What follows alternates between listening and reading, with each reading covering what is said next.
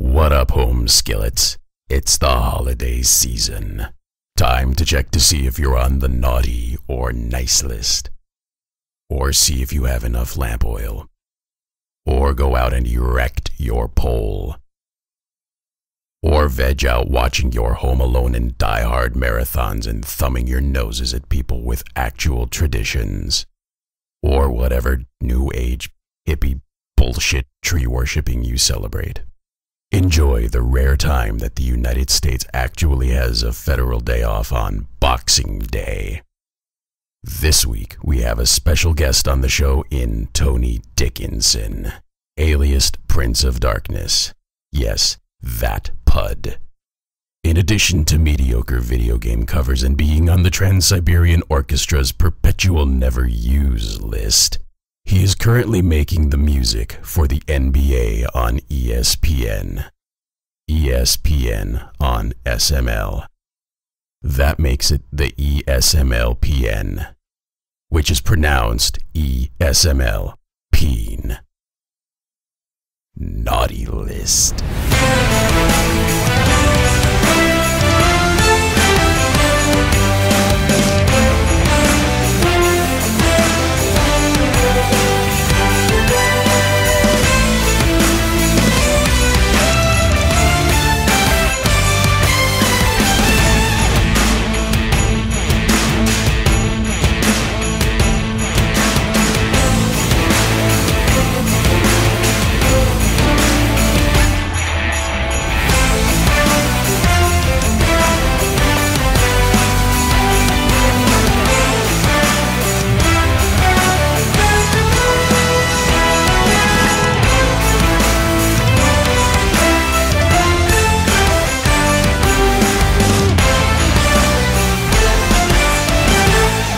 What's up, everyone? This is the SML Podcast. I am your host, Joe. Joining me as usual, Chris, CJ. How the hell are you guys doing?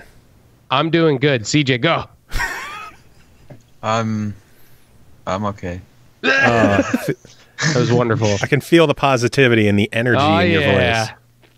Come on, guys, Chris is here. You got to be excited. It's almost Christmas. Yeah, it's almost Christmas. I said it first. Yeah, so. Christmas. Don't you miss Chris? Miss Chris? Christmas? I can take it or leave it. Yeah. That's all right. That's fair. Well, since this is our special Christmas episode this year, we of course have to have a fun guest. So joining us, good friend, even better lover, Tony Dickinson. Tony, how are you doing? I am fantastic, Joe. How are you? I'm doing wonderful. It is good to have you back on the show after how many years? Years? Oh, God. 3 years. After I was on it. 200 episodes. Wow. I kind of wonder what number you were on, because it might be 200 episodes. Yeah. I think it was close to episode 50, something like that. Nice. Wow. I think, yeah. Oh, so yeah, close to 200 at least. Almost been 200 episodes since you've been on. Yeah. That's insane. Yep. So many episodes. We've had a high amount of output this year. We've been busy. That's good. Yeah. That's good. I mean, as I remember, you briefly retired show. It was very briefly, yeah. Yeah. Like a couple weeks, right? 3 months, something like that? Yeah, something like that. Technically, I think we stopped. I was very happy that it came back. I think we stopped for like 4 or 5 months, but the way my internet was and getting the episodes up, the show was only like gone for like 2 or 3. Mm-hmm. But yeah, well, I'm glad I came back, man. Indeed. Are you really? Game Addicts is asking me to send an email to the winners of the contest. I email everybody, win or lose. Which I might have to cut back on that soon because I am, oh my God. I was going to say that has to take forever. It does. Unless, do you have a script that you use each time just being like, hey, sorry you lost, but, better luck next time? It just reads, hello, contest loser. Hello, hello, bitch. Contest loser. You lost. Insert contest loser here. You're a big stupid loser. Follow us on Twitter so you can lose more. Oh man, but we do have contests to get to, but that's going to be after we talk about Tony and what Tony has been up to. So Tony, what have you been up to? Oh man, I've been up to a lot. Well, I just literally just got finished mastering the Tiberian Sons album, and if those out there that are listening do not know, the Tiberian Sons are my symphonic metal band, Fest 13. We're going to play again at this MAGFest at Mag Underground, and I think the time I've been told is Friday at 2:45 at MAGFest. In the morning? So I just... Probably afternoon. No. No. Yeah, there should be a lot of bands playing at Mag Underground. It'll be like noon to 10, I guess. Damn. Yeah. So we're playing like a half hour. And our normal guitar players, if any of you guys saw 2 years ago, or I play guitar, and the other guitar is my buddy Connor, who I've played with in TSO. He was one of the backup dudes with me. And he ship the Rock of Ages musical. He's been doing that actually for a couple years. It's like he goes on a cruise ship for like 6 months, plays Rock of Ages, comes home, and now he's doing it again. And but this cruise happens between September, or more like October and April. So right over MAGFest, so he's not able to join us. So instead of Connor, we're getting Mike Willard from Arm Cannon to substitute in for Connor. Nice. Mike kicks a lot of ass, so I'm excited for it, and he's going to be singing a couple songs that we're going to be playing. You couldn't afford Danimal, so you had to go with Mike. Screw Danimal. Ooh. No, I say that with love. Danimal's awesome. I just wanted to get Mike because he can sing, and there are a couple of songs that I wanted to play which have singing on them. I have included. I sent you guys one of those songs, which is our cover of "Mighty Wings" by Cheap Trick from the Top Gun soundtrack. Yeah, dude. Which is fantastic, by the way. Thank you. I can't wait for all the copyright violations I'm going to get on this episode. It's going to be great. Well, you're going to get one for mine if you're playing mine.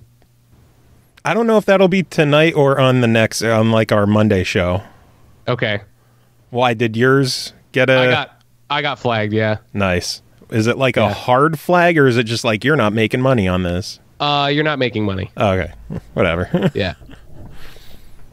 But I won't get our 4 cents in ad revenue on this episode. So, yeah, something like that. Yeah. Shit. We'll see if adding jingle bells on all the songs will help us circumvent the detection. Yeah, like our intro theme this episode. I guess the people in the chat didn't hear it, but the people listening to the MP3, they heard it already. Our intro theme this week was the I never thought I would say this, the NBA on ESPN theme song with jingle bells. Incredible. Yes. So, incredible. And we have that because, Tony, you performed that, didn't you? Well, I didn't just perform it, I wrote it. How the hell did that happen? So it's actually, the funny thing is that it has something to do with video game music, so it's relevant. But and like this isn't a joke. Like he's the guy behind the NBA on ESPN theme song. Well, I really enjoyed your cover of the Fox Sports one on the Tiberian Son album. Thank you. That one was one of my favorites. They did that one for the Tiberian Sons album as well. That one will be on the album. But anyway, here's a story. So about 6 years ago, is a little bit of a long-winded story. I'll try to make it quick. About 6 years ago, I did We've got remix. Yeah, right. Have you seen the length of our shows? Words of hours, many hours. Yeah. Okay, so anyway, so yeah. about six years ago, I did this remix called "Hot for Rock Shuffles." It was actually for a MAGFest DoD, but it's basically I found various video game songs that basically sounded like "Hot for Teacher," and I interleaved them in with "Hot for Teacher." So it's like a song from Sonic Adventure, from Twisted Metal, and from Uniracers for the Super Nintendo. Fuck yeah, Uniracers. Yeah. So all of those games had like a song on it that sounded a lot like "Hot for Teacher," just had that, like shuffle pattern and rock and whatever. And while I was making it, I always like looking up who writes those songs for those games, because I'm just kind of curious and like putting, I don't know, like a face to a name or something. And so the guys, is like there were 3 of them. Is Tony breaking up for you guys too, or is it just on my end? A little bit, yeah. Yeah. I hear. Oh, Tony, stop downloading porn. Man, I'm sorry. I'm uploading. I'm gonna pause it. Okay, I was uploading to Dropbox. No, well maybe, but let's see. Yeah, his album's going to be released exclusively on Pornhub. Oh man, that would be great. Actually, I want to see somebody do that now. It might also be my mic cable. I don't know if it was probably the upload, because it seemed like it was more so like a stuttering issue. The sound quality seemed fine. Yeah. Okay. All right. Well, I shit paused together. Dropbox, so hopefully so, actually, I'm kind of following along with the chat room. I was wondering if I could just disable the video and watch the chat room. Yeah, you could do a pop out on the side. Or just pause the video. Side. That works. Yeah, exactly. I was gonna say, I just pause it. Pop out chat. There we go. Cool. Pop out chat. Awesome. All right. Well, there we go. Then we'll have to worry about. It's a learning experience. Okay. Yeah. Yes. Back to the story. So, one of these guys that wrote the Twisted Metal soundtrack is this guy named Lance Linhart, and I found him on Facebook. So I just sent him a message like, hey, are you the Lance Linhart that did this music for Twisted Metal? And he's like, yeah, man. And just started talking to him and just chatting. And this guy is a bass player as well, so we kind of connected on that because bass is my primary instrument. And we just kind of remained friends and chatted periodically. But like a few years after that, like 2013 or so, we were chatting again and talking about sports themes and how, like on TV, and how badass they always tend to be. And then I sent him my first version, second version of my cover of the Spock's Sports theme. Fox Sports theme. Spock Sports. Yeah. Something like that, yeah. Yep. I sent him that cover. He's like, oh, that's pretty cool. I have a neighbor that actually does some of these sports themes, so I'm gonna connect him. I'm gonna connect you to him. So Lance told me that this guy's name is Lyle Moore, and I found Lyle on Facebook, and I sent him a message and sent him some of my stuff. He's like, yeah, cool, man. You should give me a call. To call Lyle and talk to him, it's like, hey, yeah, I do library music and trailer music and stuff like that, and me and some of the other composers I work with are looking for a session musician, or like a session guitar guy who can do like heavy metal guitar. So and you're like, I know a guy. I might know a guy.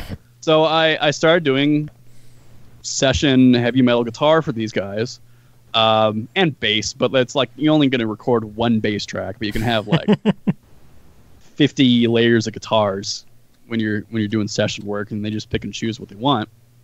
So I did that, for a while, and then later, like 8 months later, the guys who this is for Warner Chappell production music.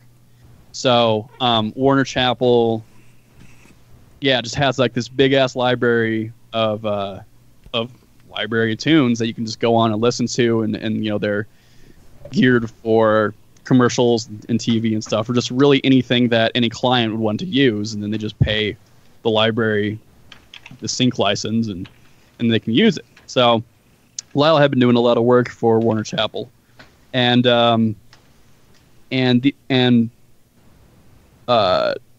several months after I started doing the session thing, the guys who run Warner Chappell, these guys named Brian Hoffines and Judd Marr, they asked me if I wrote any music because they liked the guitar session work that I was doing. Like, it's time to go solo. Right. And at that point, like, I hadn't actually written anything kind of like production music stuff, but I sent them some of the other things that I had done, and I kind of written a demo. It's a little production music demo, and sent it to them, and then they started having me write some library music and everything. So now that's what I've been doing with most of my time is I write library music, and you can listen to some of it on it's warnerchappellpm.com, but it's like 2 P's, 2 L's in Chappell. So you can hear some of my stuff I've done. It's mostly guitar-driven library music, but the last one I just did was kind of electronic R&B pop sort of thing. Interesting. Yeah, and so that's what I'm doing with a lot of my time. And you know, I've still been doing like the session work for Lyle and Brady. Now, so fast forward to last August, and Lyle calls me up, and he's like, "Dude, I've been working on this NBA ESPN package for a while. I wrote some songs like 7 or 8 months ago, and they still want more, and I'm just way too tired of updating these." And Lyle's had this gig for like 10 years. You know, he's written the themes that you've been hearing on NBA games on ESPN for like since like 2008, maybe something like that. That's crazy. He's like, "I'm so tired of updating these. How about you give it a stab?" So he gave me the brass melody. So like I had the brass melody to work with because that's really kind of the defining just the defining melody of the NBA music package. Brass melody, and then I just wrote the arrangement for it. So the first song I actually wrote was ended up being like a secondary sort of thing. Like ESPN liked it, but they're like, "We like it, we're going to put it in the package, but we really need an opener." They needed a strong opener. So actually looking at the name of the files. So the first one I wrote, you guys have it as, I think it's NBA theme redo, maybe, or NBA redo long. Yeah, NBA theme redo, I think, is the first one that I wrote. And a month later, Lyle calls me again. He's like, "All right, they want something else. Let's do this melody." And now that arrangement that I wrote, you know, still using like the brass melodies and everything, that arrangement I wrote is now the opener on NBA on ESPN. So, and that one you guys have is NBA Open version 5, that MP3. And then the last track I had a part of was a vamp. So I made that vamp. It's called NBA Vamp Melody Fix. So I have 3 tracks that air on ESPN NBA, and I've watched a couple games, and I do hear them a lot, which is great because I get royalties every time they play. So, that's pretty sweet. But you know, it is Lyle's gig, so he gets like 40% of the writer's royalties, and I get 10%. And then the company Nonstop Music, which is Brian and Judd's publishing outfit, they get half of it. So it's like 50, 40, and 10. But like the amount of times that it plays, 10% is still a pretty good number. So I'm pretty. That's just cool as fuck that you did the NBA on ESPN music. It's tough to find gigs like that too. It's cool that it just kind of worked out that way. Yeah, and it just all started with Facebook contacting that, you know, PlayStation composer back in the day. All started there by me doing remixes, right? So I think it's kind of interesting. That's pretty awesome. So how did you get your start with like mixing and mastering yourself, because every single like thing that I hear that you put out, the production quality is just like out of this world. It sounds fantastic. And obviously the other thing that I wanted to talk to you about is your work with the shreddage VST. Oh yeah. Yeah. Because me personally, I don't own a bass, and I've been constantly borrowing my roommate's bass to do tracks for myself. Right. And I was looking into getting a VST, and then all of a sudden I stumble upon this shreddage 2, and it's like, oh yeah, everything tracked by Tony Dickinson. I'm like, wait a minute, like the Tony Dickinson that I know, like what the fuck, like. Yeah. So the first question. So I mean, I've been trying to make music on the computer for a very long time, since I was like 14 or 15, and it's just doing it a lot and just getting a lot of practice on it. I mean, like, I don't think my mixes have been really ever that good until maybe a few years ago, and it's just doing it. I mean, doing DoD has given me a whole ton of practice, right? I started in 2008 on DoD. You can listen to my first mixes, like that very first version of Zero Light, which is like a Mega Man X medley that I did. That's the first thing I did publicly, and the mix on that is fucking horseshit. It is really bad. It is terrible. So, but I would use DoD as just a platform to just hone my skills, really, and also being just in a community, and talking to guys who are better than me, like Snappleman, Norg, those guys. They're all professional. They have way more experience than I do, and asking them for their advice, and like techniques and stuff like that, and just keep slowly progressing my mixing skills. And I did go to recording school as well, and that helped. That helped a lot. But I learned more about more of the technical, like, operating side of recording, rather than like, here's how to mix to make this sound like this or this sound good. So my recording school experience, was just more like, here's a compressor and here's what the like here's what it's doing and why it's doing it, like. Right. They I never learned how to, like, oh, here's how to make a song sound like, this hit or whatever. I never got any of that sort of education. You use the pop radio plug-in, right? Yeah, right. Yeah, basically. Press the fuck out of everything. Yeah. But anyway, like, so Isotope Ozone, pre-made, preset pop mix done. Like, yeah. Yep. Okay, so what was the second question again? Oh yeah, sure. So how you got to work with like the shreddage guys, and what the actual process was of like recording those samples and stuff? Because I mean, it's one thing to just have like there's notes for like slide ups and staccato and like natural harmonics and just like all these different things. Like it's very, very in depth.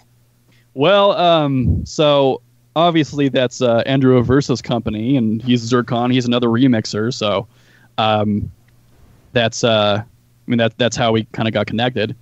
And he just contacted me out of the blue. He's like, hey man, my sample library company, Impact Soundworks, we're looking at making a sequel to our bass library.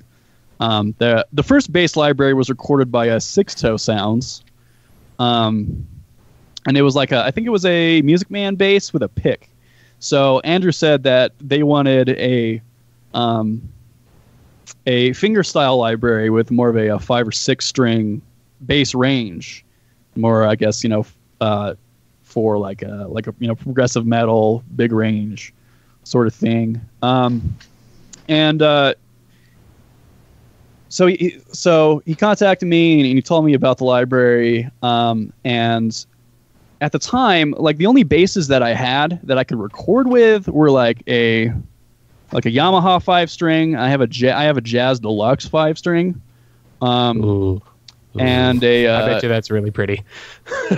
It is, but he didn't want sound for it. He wanted more of a like a more aggressive kind of like, yeah. Right, and so besides the jazz bass, the other two options I had were my Ibanez 6-string and my Yamaha 5-string, and they're decent instruments, but they're not great instruments. Mm-hmm.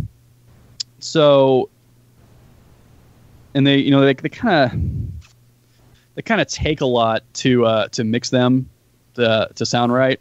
You kind of have to do a lot of posts to it. Right. Okay. Right. So, what I told him was like, hey, you should give me an advance for this project, and I will start construction on like a custom instrument, because there's this luthier, his name is Brady Muckleroy, and he's from Texas, and he came to town years ago, and I played his basses, and I was like, oh my god, I cannot believe how playable a bass could be like this. It was like unbelievable. So I knew I had to get one, and it was just kind of the perfect opportunity. So Andrew gave me an advance on it, and then you ran away. Yeah, right. But I dropped down the first 50% for the construction of that bass, and got started. But it took like 6 months to complete. And then when I got it, I started working on the library. And so this was summer 2015. Andrew sent me out a preamp he owned to plug into and record through to make it sound really good. So the process of recording those samples fucking sucked. Hey, I can imagine.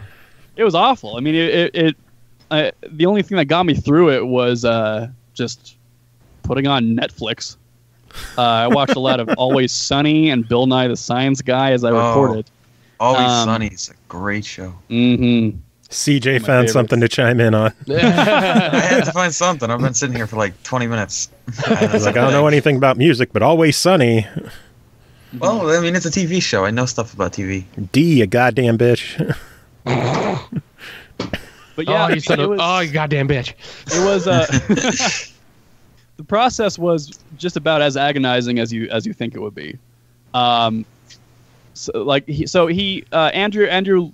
laid out a spreadsheet of everything he wanted, and like for long notes, I had to record all of the long notes like on a single note, like 4 times for 4 velocity levels, so it was like 16 times per long note, and then I would have to let them ring out for like 15 seconds each. Oh wow! Yeah, right. And it would be every other fret, so it wasn't every fret, but it was every other fret on every string. So, and like, despite the fact that, the on a bass and guitar there are, multiple spots for notes, he wanted to sample all the strings so that he can have his intelligent, string switching. Oh yeah, I saw where you can kind of like prioritize like a fret position, so it just stays within like these many frets. Right. Yep. And for short notes, it was like 8 times each per note at those different velocity levels. And then I also did slides, which were horrible because they would tear up my fingers because I was doing so many slides. Yeah. Like going up and down and back. And you have to start from like practically however many different positions too, because like, yeah. Oh my god. So it would be like yeah, I'd have to like start on fret 2, slide up to fret 4, back down to 2, back up to 6, back down to 2, up to 8, et cetera, and then I would start on fret 4 and then go up to 6 and then at like multiple velocities and just, oh my god. Oh my god, that sounds like hell. Yeah, so it took a while, and it was a pain in the ass. But I think that library sounds pretty good. It's one of the better libraries I've definitely heard. Sounds awesome. That's why I wanted to ask you about it. Yeah, it's good. We did not record any slap samples. That's the only thing. Well, I mean, for that library, it's specifically designed for like really aggressive styles of music. So there isn't going to be too many like needs for slaps and pops. I know stylistically there are bands that use it, but the majority of them don't. So Chris, did you buy the library? That's actually the next VST that's on my list for myself. Maybe Tony could sneak you a copy. Oh, jeez. Yo, listen. Do a review on the show of it. I tell you what, the one thing that actually does really suck about doing music production is just like, it's VSTs. It's VSTs and like just libraries of sounds and different plugins and stuff. Because like I've spent, oh my God, I think this year alone, I think the majority of the purchases that I made were VSTs when it comes to musical equipment. Yep. Like I ended up getting like a compressor, an EQ, another guitar library, another drum library. I forget what else. I grabbed a bunch of stuff, but it's just because like you get into this mindset of like everything that they seem to be putting out, it just gets so progressively better, and it's so much better than the last time that like if you really want it to sound good and you value Right. The production quality that you're trying to put out, like you kind of have to, especially like, and I've been kind of building up, like I'm kind of jealous of my roommate because he ended up going crazy with Complete, and he ended up doing Complete 10, like the ultimate crazy edition. Yeah. And I sat down at his computer for like an hour, and I'm just going through all this stuff, and I'm like, damn, I wish I had this shit. Like, cause it literally is like when you think of something with a library like Complete, like think of any fucking sound that you could possibly ever want, and it's there, and the sound quality is incredible. Like it's ridiculous. Right. Now, So as someone who doesn't follow this stuff, what is the pricing on a library like that, or even just like a VST package like what Tony did? So the one that Tony did is what, like $100? I think it's like 150, 200. Yeah. I think. And that's Something just for- bass. Yeah. So right. So for this Complete library, they're talking about the Ultimate Edition, which has everything in it. $15,000. 1,000. So 1,000 Damn. for the Complete, which is actually pretty good for how much you get in there. I mean, like, you bought different versions of the same libraries from like other companies, it would easily cost you like 5,000 or 6,000. Well, I just started looking into was it East West just started doing like a subscription based thing. Yeah, I'm not a huge fan of the subscription based thing, and I have, because it's like I have projects that I'll open up years later, right? And just because I still have those libraries because I own them, it's no problem. But I don't actually use that much East West stuff anymore. It's only Hollywood brass strings and like their storm drum stuff. Mm-hmm. So like the subscription, like I think there are other companies that have better products for the other stuff that I don't use from Right. East West. And so like if I had an old project with some East West stuff on it, right, and I didn't have a subscription anymore, I wouldn't be able to use it. I wouldn't be able to open it up. Yeah, unless you were doing like a bounce down of like every fucking track, and then even just like trying to redo it. Like, oh, I noticed 5 months later that one note is flat by like a like a half step. Like, oh, well, I can't really redo the whole track at all. So, Right. Yeah. So I just prefer to own my libraries, so I just have them forever. it's just such a huge investment. Like if you're like, Right. for someone like myself, like I'm not bringing in any kind of revenue with, with mixes that I'm doing for other people yet. And I don't have a extensive enough library to attempt to apply for those types of things, just because like if someone called me up and they were just like, hey, we want a flute on blah, blah, blah. Like I don't have that. You know what I mean? Like there are some limitations when it comes to like not having the instrumentation for certain things that you're, and even just from a creative standpoint, like you can know exactly like what a project needs. You're like, hey, I really need a harmonica here. And I don't have it. And I'm not about to go out and buy a harmonica and learn how to play it for one track. You know what I mean? Like it's just not practical. So, Well, you're not dedicated, that's why. Oh yeah. Yeah. I have to become a master of like 70 instruments. Hey, if you cared. Yeah. If I was talented, I Yeah. guess. You fucking slacker. something like that. But even from you're doing this as, a supplemental income. I mean, like, if you had to sit and legitimately track all of this stuff individually, like, it's just the amount of time and effort that you would have to put into it for what you're getting out of it. It really wouldn't make sense. So VST libraries, obviously, like, they're essential when it comes down to that kind of stuff. But again, it's getting ones that sound authentic and are good and can translate the ideas that you have coming across. That was the main thing with the shreddage one. Like, there are certain sounds that I would need from a bass that in a standard library you wouldn't be able to replicate, but you guys covered every fucking bass that you could really think of, like, other than slaps and pops. But, like, right. Again, like, because they're lazy. Well, it's all about laziness on this show. Yeah, maybe it is. Actually, Tony is one of our pioneers in something lazy that we do on our show. Our lazy Christmas songs. Tony was one of the first guys to really embrace the whole theme of just taking a song and adding sleigh bells to it. Yep.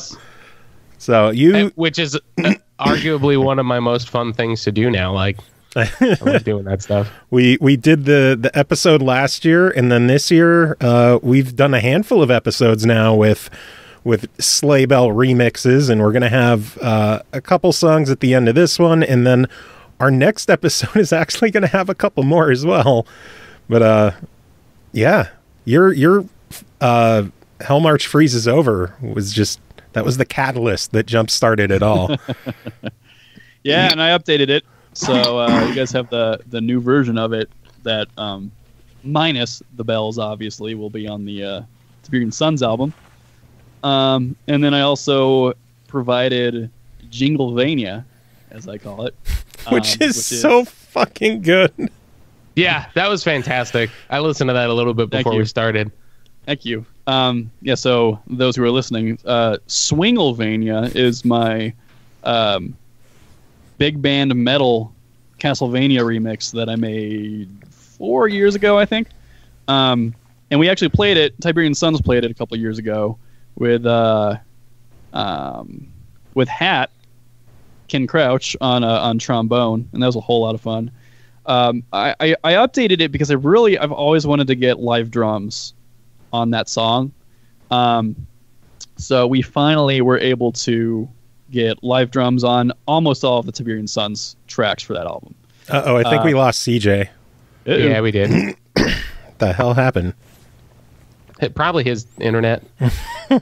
That's normally what happens. Yeah. Tough shit, CJ. Sucks to be you. Well, so I always wanted to get live drums on it because, it's like, when you're making metal, it's really going to be, you're going to at least like perform it as close to like quantized anyway. But it's for something like Swigglevania, like having more of a human touch, especially on the drums, is like invaluable. So we had Travis, our drummer, do that, and he also did 5 other tracks on the Tiberian Sons album. And I think it sounds way better now. I like the live drumming, added a whole lot. I also had Hat, since he had played with us, redo the trombone solo, which is in the middle of the song.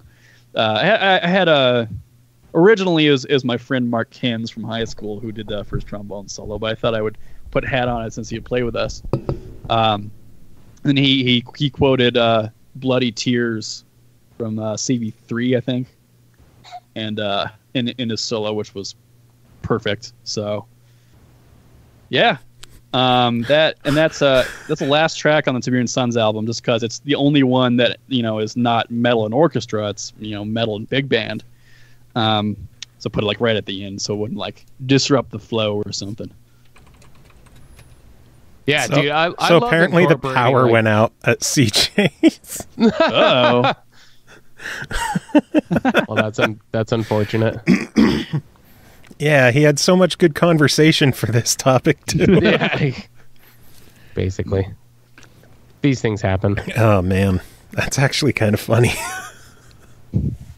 So what are some of your? I know you mentioned like that you use some of the East-West stuff. Like, what are some of your favorite like other VSTs other than the one that you played on?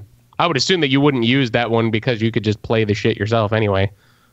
I do use the shredded base library when I'm like need to sketch something out and I don't want to like when I sketch things out I just play it all on keyboard. Yeah. And I'll have I'll have like a MIDI guitar library and MIDI bass library just so I can just throw down ideas as quick as possible and then I'll get back to recording that stuff live. But I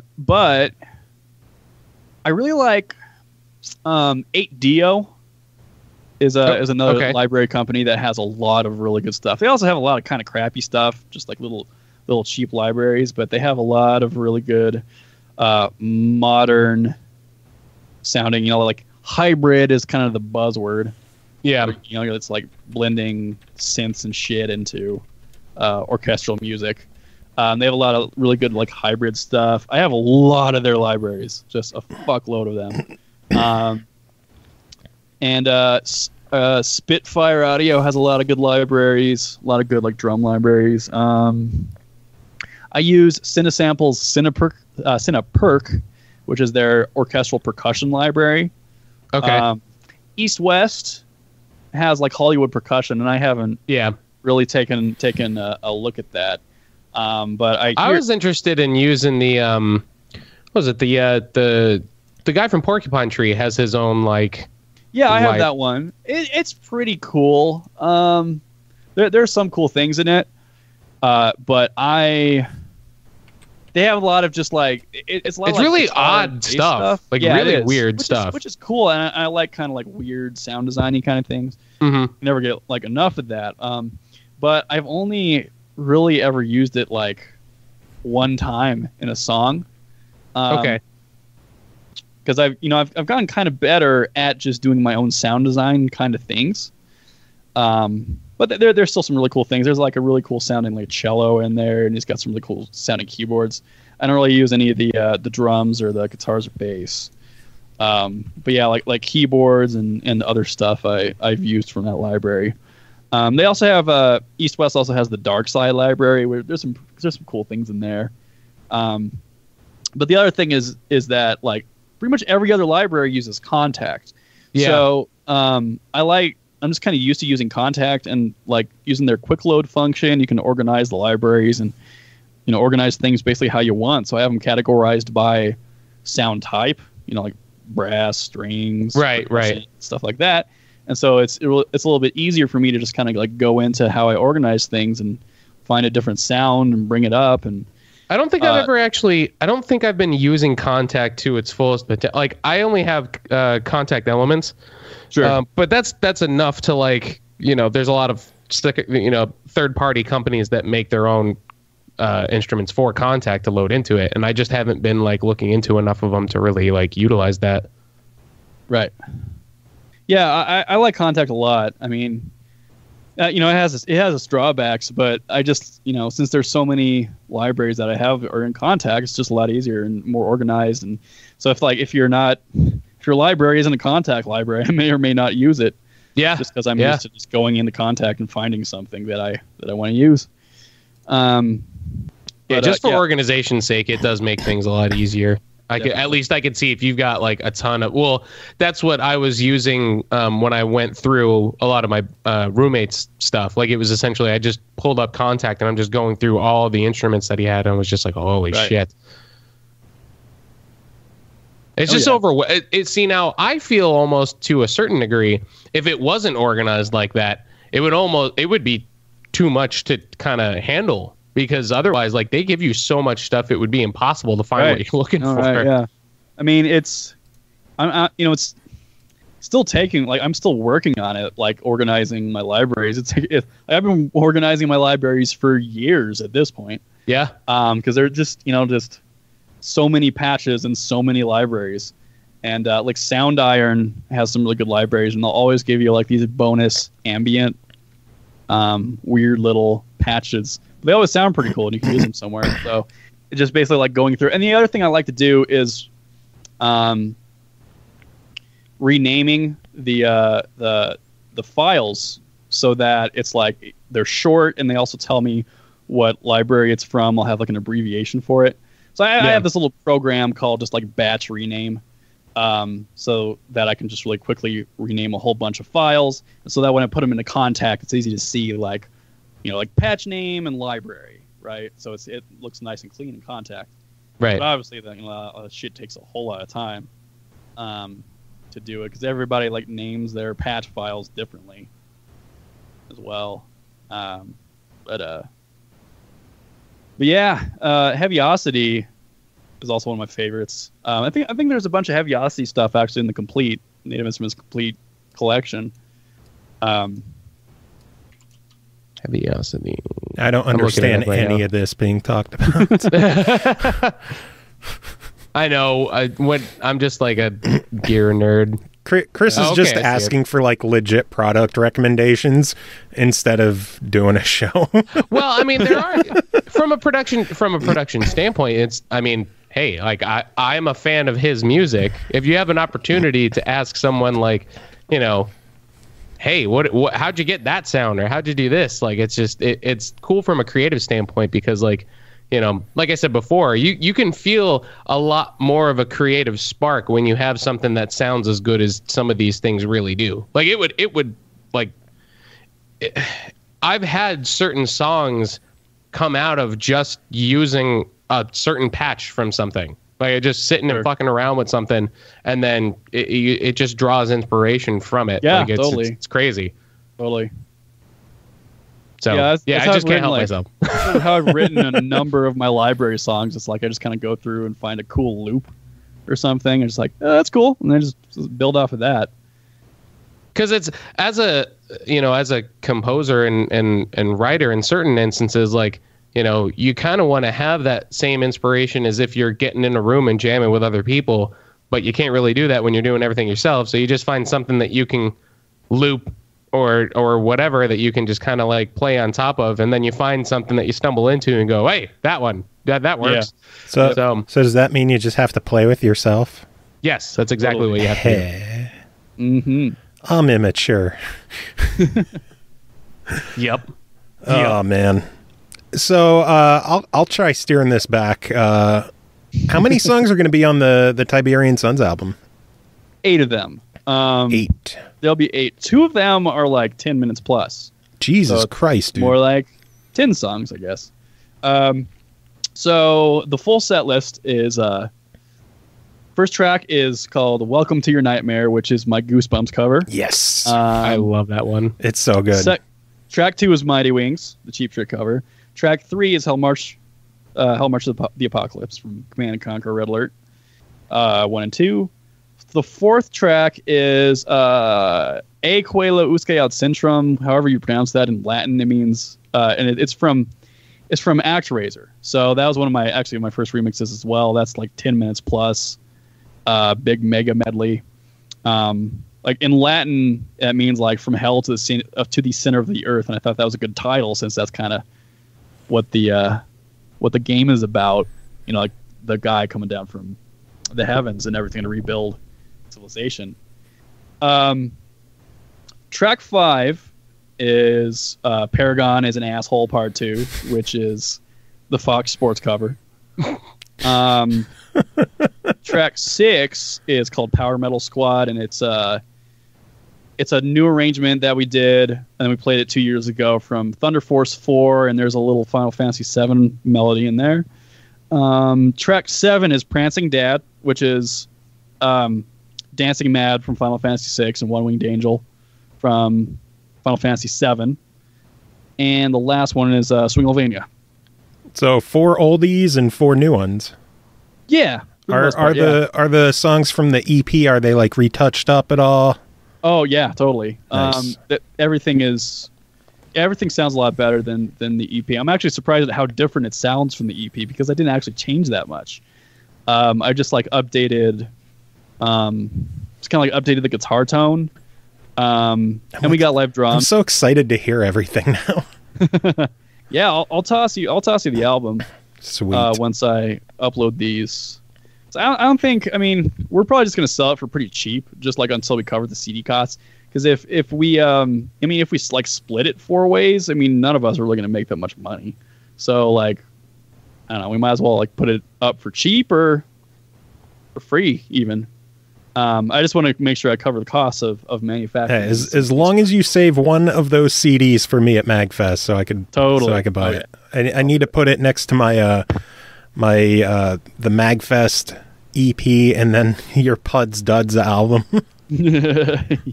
PuD's Duds. That had the that was probably like version 2 of Hell March and the ActRaiser one and Prancing Dad. So by now we're on like version 6 or 7 because I just can't stop updating my songs. You're just carrying you don't have any kind of new inspiration. You have to go back to what works. Nope. Way too much work to write new stuff, so I'm just gonna recycle the old shit. Hey, fuck it. Yeah. If it works, yeah, why not? Yep. No, I'd like to do more remixing if I could. It's just I'm so busy with the composing thing, and I'm trying to start my own band, like in local band in Denver, like original thing. It's more of a pop funk thing. I saw the one. It's like almost like a modern like jazzish kind of like jammy kind of thing. Yeah, but it's a little heavier, rockish oriented. Yeah. Yeah, I dug it. I saw the one track that you posted. Cool. Or the one video. I guess you were in like your rehearsal room or something? Yeah, we got this little rehearsal space that we rent out. It's like 10 minutes away from where I live, and we practiced over there. We recorded there. Recorded those videos there. Like ideally, we want like another guitar player and a keyboard player, but it's just been so fucking difficult, like getting musicians to practice with you once a week when you're not paying them. Yeah, so it's we've tough, had man. Yeah, so we've had a lot of musicians that just kind of come and go. But the like Travis he's a singer, but he's also the drummer in Tiberian Sons. He and I, like, we've had this music and we've had the idea for this band for a long time, and we finally really just kind of got it off the ground now with this drummer and this guitar player that we found. We've actually known the drummer since high school, but we finally just started jamming with him like a year or so ago. And then the guitar player was somebody that Pat, who's the drummer, knew from work, so he brought him in, and they just love playing, because the thing is they have other day jobs and they weren't playing with any other bands, so they're just like, yeah, we'll practice with you once a week. And I was like, oh my god, yes, I'm gonna hang on to this as long as I can. And yeah, I'm trying to make something happen out of it, because it's really kind of the music I want to make and play with, like, a band that hopefully goes somewhere.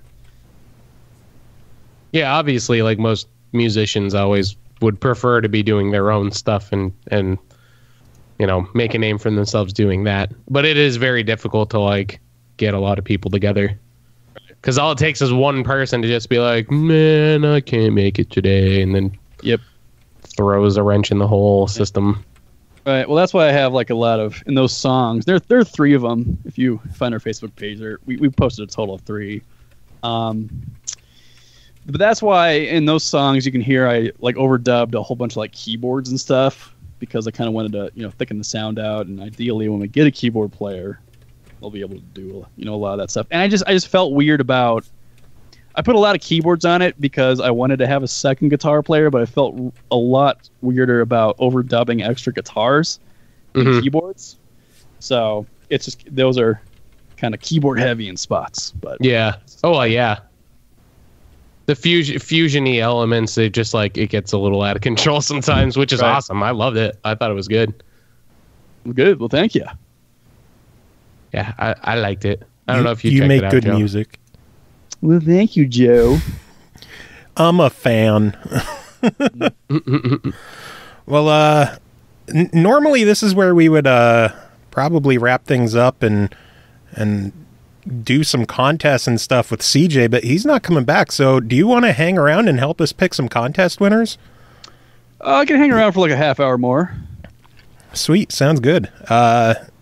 We have 3 different contests to handle today. We are Pulling up we are my going to kick things off with what I'm sure our listeners are all flocked around for, our Dead Rising contest. Wait, we had one for Dead Rising? I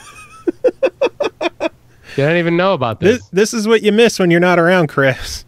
Well, I mean, come on, man. We have You got a Warner brother. a Dead Rising 4 snow globe, as well as Xbox One codes for Dead Rising 2, and Dead Rising 2 Off the Record. What? That's awesome. I know. See, you miss a lot when you're out performing. I can't help it. It's my job. But we didn't actually talk about this one on Twitter. This one we talked about only on the show because this was for the people who listen to us. We wanted you to email us and tell us your favorite Dead Rising memory, or if you don't have any and you're new to the series, why you deserve to have some Dead Rising memories. Okay. Sounds easy enough, right? Sounds like it. And the winner gets 3 games and a snow globe. Snow globe. That sounds awesome, actually. Have you not seen the snow globe? I haven't seen the snow globe. Do you have the stream running? I have the chat. Because I'm holding up the snow globe box now. Hold on. It's pretty. I'm pulling it up right now. I'm holding it up still. Why is it? It's loading. Whenever it decides to load. My arm's getting sore. Oh my god! Come on! Oh, there it is. Okay. There, yeah. Oh wow, that's awesome. Yeah, it's pretty cool. So, winner gets that, and then the 3 games. Pretty cool, huh? Yeah. So, pretty cool.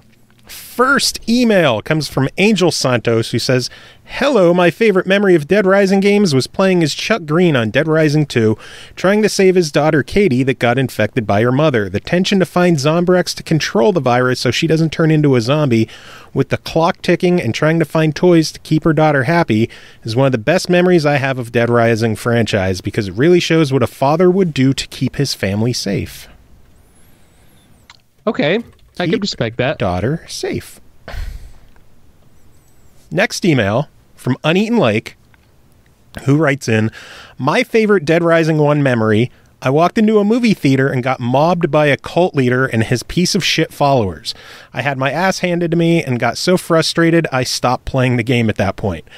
At the time, I had other games to play and ended up playing something else. I probably need to go back and revisit the game. I don't normally go towards buying Dead Rising games since my brother won't play zombie games, but I do enjoy playing them. Here's some filler text to help out with votes. Cats, metal, cats listening to metal. I haven't said Crepter in chat for a few weeks now. Have a happy holiday, guys. Thanks for having Ripstone on. Loved that episode. Lake. P.S. Here's some rocking cats." And then he has some cat pictures. It's always the cat pictures. It Cat gets us every pictures. time. I swear, Every like time. everyone's getting like crazy with the pictures now because I think it's because I show them on the stream. So I'm not going to show any pictures on stream today. Okay. That's Yeah. fair. Haha. It's just for you to recognize and if they're bribing or not with that. That's all. Oh shit. CJ's back in. God damn it! Why'd you say it? I was gonna. When did you sneak in? Well, we hear the bloop bloop when you rejoin. I just got back in like a second or two ago. Yeah. So Pretty much right before you said that. I'm guessing you didn't hear the first 2 entries. No, he was. No, I didn't even know that you guys started yet. Yeah. So. We read the first 2 entries for the Dead Rising contest. Angel was a fan of Dead Rising 2 and Chuck Green keeping his daughter safe because it shows the lengths that a father would go through to protect his daughter. And then Uneaten Lake went into a movie theater in Dead Rising 1 and got mobbed by a cult leader and his piece of shit followers and then quit playing the game. And then he talked about cats and metal and cats listening to metal, and he wished us a happy holiday. Oh. So I think you're up to speed now. Oh. Now you're up to speed. Yeah, I'm good now.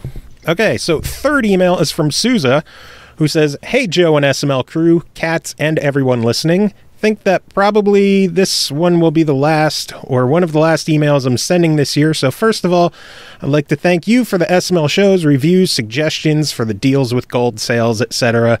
And happy holidays to you, Chris, CJ, and everyone involved in the show, the cats, etc. Now, I am ashamed to tell you, I never played Dead Rising games before, always wanted to, but every time another game shows up and take the top of my wish list, I end up not getting Dead Rising. So sad to say, I don't have Dead Rising memories, but I really want to create the memories winning this contest. I really deserve zombie-crushing memories. The game is hilarious and unique. Dead Rising for me always looked like a mix of ridiculous plus horror plus carnage, which makes the game unique. I don't like horror games at all, but Dead Rising is cool because of the particularities. It also makes the game not be horror at all. Who doesn't like crushing zombies with ridiculous weapons and clothes? If I were living in an apocalyptic zombie world, I would want to have fun, not just survive. Surviving only is boring sometimes. I mean, surviving's overrated. Yeah, fuck that. It's so boring. I also love everything zombie related, and I have a quote for that. Zombies make the earth cool like aliens make the space cool. Thanks again for all the codes you gave me in the show, the reviews. Happy New Year. Enjoy the holiday. Your best viewer and supporter. Ha ha ha ha ha. P.S. I don't know if you will want to ship a globe to Brazil if you pick me. Really would love to have the globe in my desk, but the code is enough to make me very happy. Know that shipping can be expensive. I'm buying an external hard drive. Found a good sale here, so I'll be able to download everything now. Sousa, future zombie crusher. And then he actually sent a follow-up email that says, I have an addition to my previous message. One more reason I deserve to win that beautiful collection. I was thinking, if I don't win that contest, why not buying the previous Dead Rising games myself? We have good prices here in games for most cases, so why not give it a try? And then I checked the store. He included some pictures of like the U.S. store and the Brazilian store. He said the prices are crazy. The games cost $150, whatever the Brazilian currency is, which translates to $45 US. Ooh. Wow. And Yeah. that's each game? Yeah. Wow. So if I don't That's win, rough. I'm not going to buy it at that price. I will have to win to own it. Also, I have a good idea for the globe that I would like to add as well. It could be an awesome opportunity for me to gift a friend. So if I win it, I would take the codes and gift the globe to an American friend as a Christmas gift. Well, they probably won't get it for Christmas, but Yeah, that's true. But very But I- detailed entry. Indeed. but I respect that. That makes sense. Indeed. Chris, you might be excited. Next entry. Who do you Yeah. think? Who do you think? Who do you get excited about? Oh shit! What's his name? Fuck! Something shit tits McGee or Something like shit pant. I don't know. Oh my god! that. I think it's I shit don't tits remember. McGee. Tit Shits McGee. Tit shits Oh. McGee. There it is. I was close. Writes in and says, my best Dead Rising memory is from the very first Dead Rising game on Xbox 360. The immersion, the carnage, the deep combat and high tension. Oh, and that punk bitch motherfucking cocksucking pussy ass Otis telling me shit to do when I just want to murder some motherfucking zombies and shit. Like, shut the fuck up, Otis. I got killing to do, and you're making me run all over saving some people. I'm a goddamn photographer, not a superhero. Blow me, you piece of shit. Yes. That was awesome. So, Tit shits McGee. Thank you for another wonderful entry. signed, Tit Shits. So, Wait. So Tit shits is the first name? yes. Okay. All right. Wants Otis to blow him. Mr. McGee. Tit shits McGee. I just love that he ends it with "blow me, you piece of shit." So blunt. Oh my god. He was a piece of shit. Love it. Next email from Oroto Demedo, who says, my favorite memory was getting Dead Rising 2 for Christmas 1 year after my dad made a mistake thinking Dead Rising 2 was Resident Evil 5. Yeah, I know. He's great, but not very knowledgeable about games. I was pleasantly surprised, though, and thankful for it. From the moment I started the game until the very ending, I couldn't stop, nor could I play anything else in between. Unfortunately, could never buy the other one since I moved away, and money is on the short side because apartments cost illegal amounts of money. Unrelated, but worth mentioning. So far, I've followed you guys on Twitter, notifications for every single tweet and stuff. Oh, you poor person. But I realized because of that, I never subscribed to your channel itself, so that mistake has been corrected, and notifications are on as well, so apologies for that. Nice. Wow. Ass kissing. Love the ass kissing. Yeah. So, best memory was getting it instead of Resident Evil 5. That's quite a difference in numbers there. Yeah, just a smidge. Well, if you flip a 2, it kind of looks like a 5. Yeah. I mean, maybe he was only reading the spine of the game, and he was like close enough. Yeah. You just have zombies. Who cares? 5 Ersuriding Diad. Good enough. Yeah, sure. Close So, next email from Jordan Phipps, who says, "Hey, SML Podcast crew. Hands down, my favorite Dead Rising memory was playing through Dead Rising 3 when the Xbox launched. I was already a huge fan of Xbox from the 360, and when I popped in Dead Rising 3 and saw all the cool weapons and tons of zombies on screen, I was amazed. I bought Dead Rising 4 day one, but sadly no snow globe since it was off Amazon. I'm looking forward to putting more time in Dead Rising 4 and going back to play Dead Rising 3 DLC since I picked that up months later. Thanks for the chance." I gotta 3 admit, was awesome. I loved 3. yeah, just I agree with him. Just seeing the mass amounts of zombies. Yeah, dude, it was easily my crazy. I think 3's the only one I actually really got into. Like 2, I beat the game, but 3 I've played multiple times. Tony, Yeah, have 3 you was awesome. played any of them, Tony? No, unfortunately. So I'm totally lame and useless. Nice. in this prize. Maybe you should have entered. Maybe that actually would have been a great idea. You should follow our show a bit more. Maybe yes. Yeah, Good idea. yeah, Sorry. dick. You could have Would have known how to enter if you listened. Yeah. Snow globe. Okay, no need to pile on, goddammit. That's what we do. Next email is from Nikki Baby, who says, "My favorite Dead Rising memory is playing Dead Rising 3 co-op. It was so much fun, especially the psychopath fights. They were super funny, and laughing while playing a game is always a good thing in my book. I loved how they incorporated the 7 deadly sins and made the characters to match. Another memory is finding the banana hammock for the first time in Dead Rising off the record. The little dance he did when putting it on just made me crack up. I laughed a little harder than I should have, I'll admit, but what can I say? I'm a silly bastard sometimes. I wish I pre-ordered the game at GameStop to get the snow globe, but I lose at life sometimes and didn't have a chance. Dang it. That's why I love the SML podcast, always giving away cool shit, and I don't mind listening either, so thanks for the chance as always, and happy holidays." A lot of ass kissing. Yeah, a lot of ass kissing. I don't mind listening. I mean, it's bearable, I guess. It's only above average. Yeah. If that's what I got to sit through to get some free shit every once in a while, then yeah, okay. It's you're tolerable just enough for the free shit. Yeah, I get it. Which, hey, I understand. Final entry is from Agbavna, who says, "Dead Rising 3 was one of the first games I picked up on launch day with my Xbox One. I haven't played a Dead Rising game before, so I was new to the series. The game looked fantastic, and I really enjoyed it. Main story, albeit nothing amazing, was quite entertaining. I just loved killing zombies with all those crazy custom-made weapons. Couple days in, finished the game on normal difficulty and was about to call it a night when I realized a strange achievement pop, only it wasn't an achievement. Dead Rising 3 had a couple of time-gated challenges, remember those? There was one for completing the game on nightmare difficulty, and it was about to expire that day. Damn it, you know how hard it is with these new things. If it's within your grasp, you just want to have them. Challenges were no exception. I just wanted it. It was already past midnight and had work the next day. Well, same day.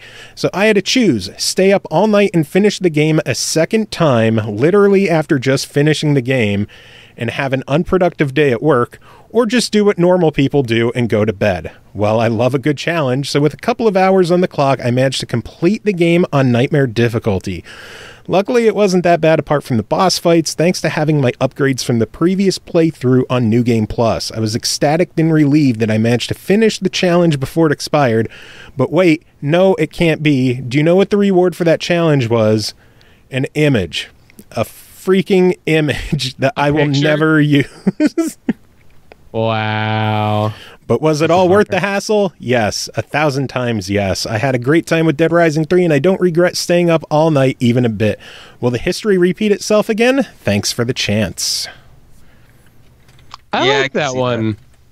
Yeah, the challenge is definitely something that's tough, man. Like, doing nightmare difficulty in that little amount of time, like, I can absolutely respect that. So those are our 8 entries. We have Angel, who admires Chuck wanting to keep his daughter safe. Uneaten Lake, who sent cat pictures. Souza, who wants memories because he's a big zombie fan. Tit Shits wants Otis to blow him.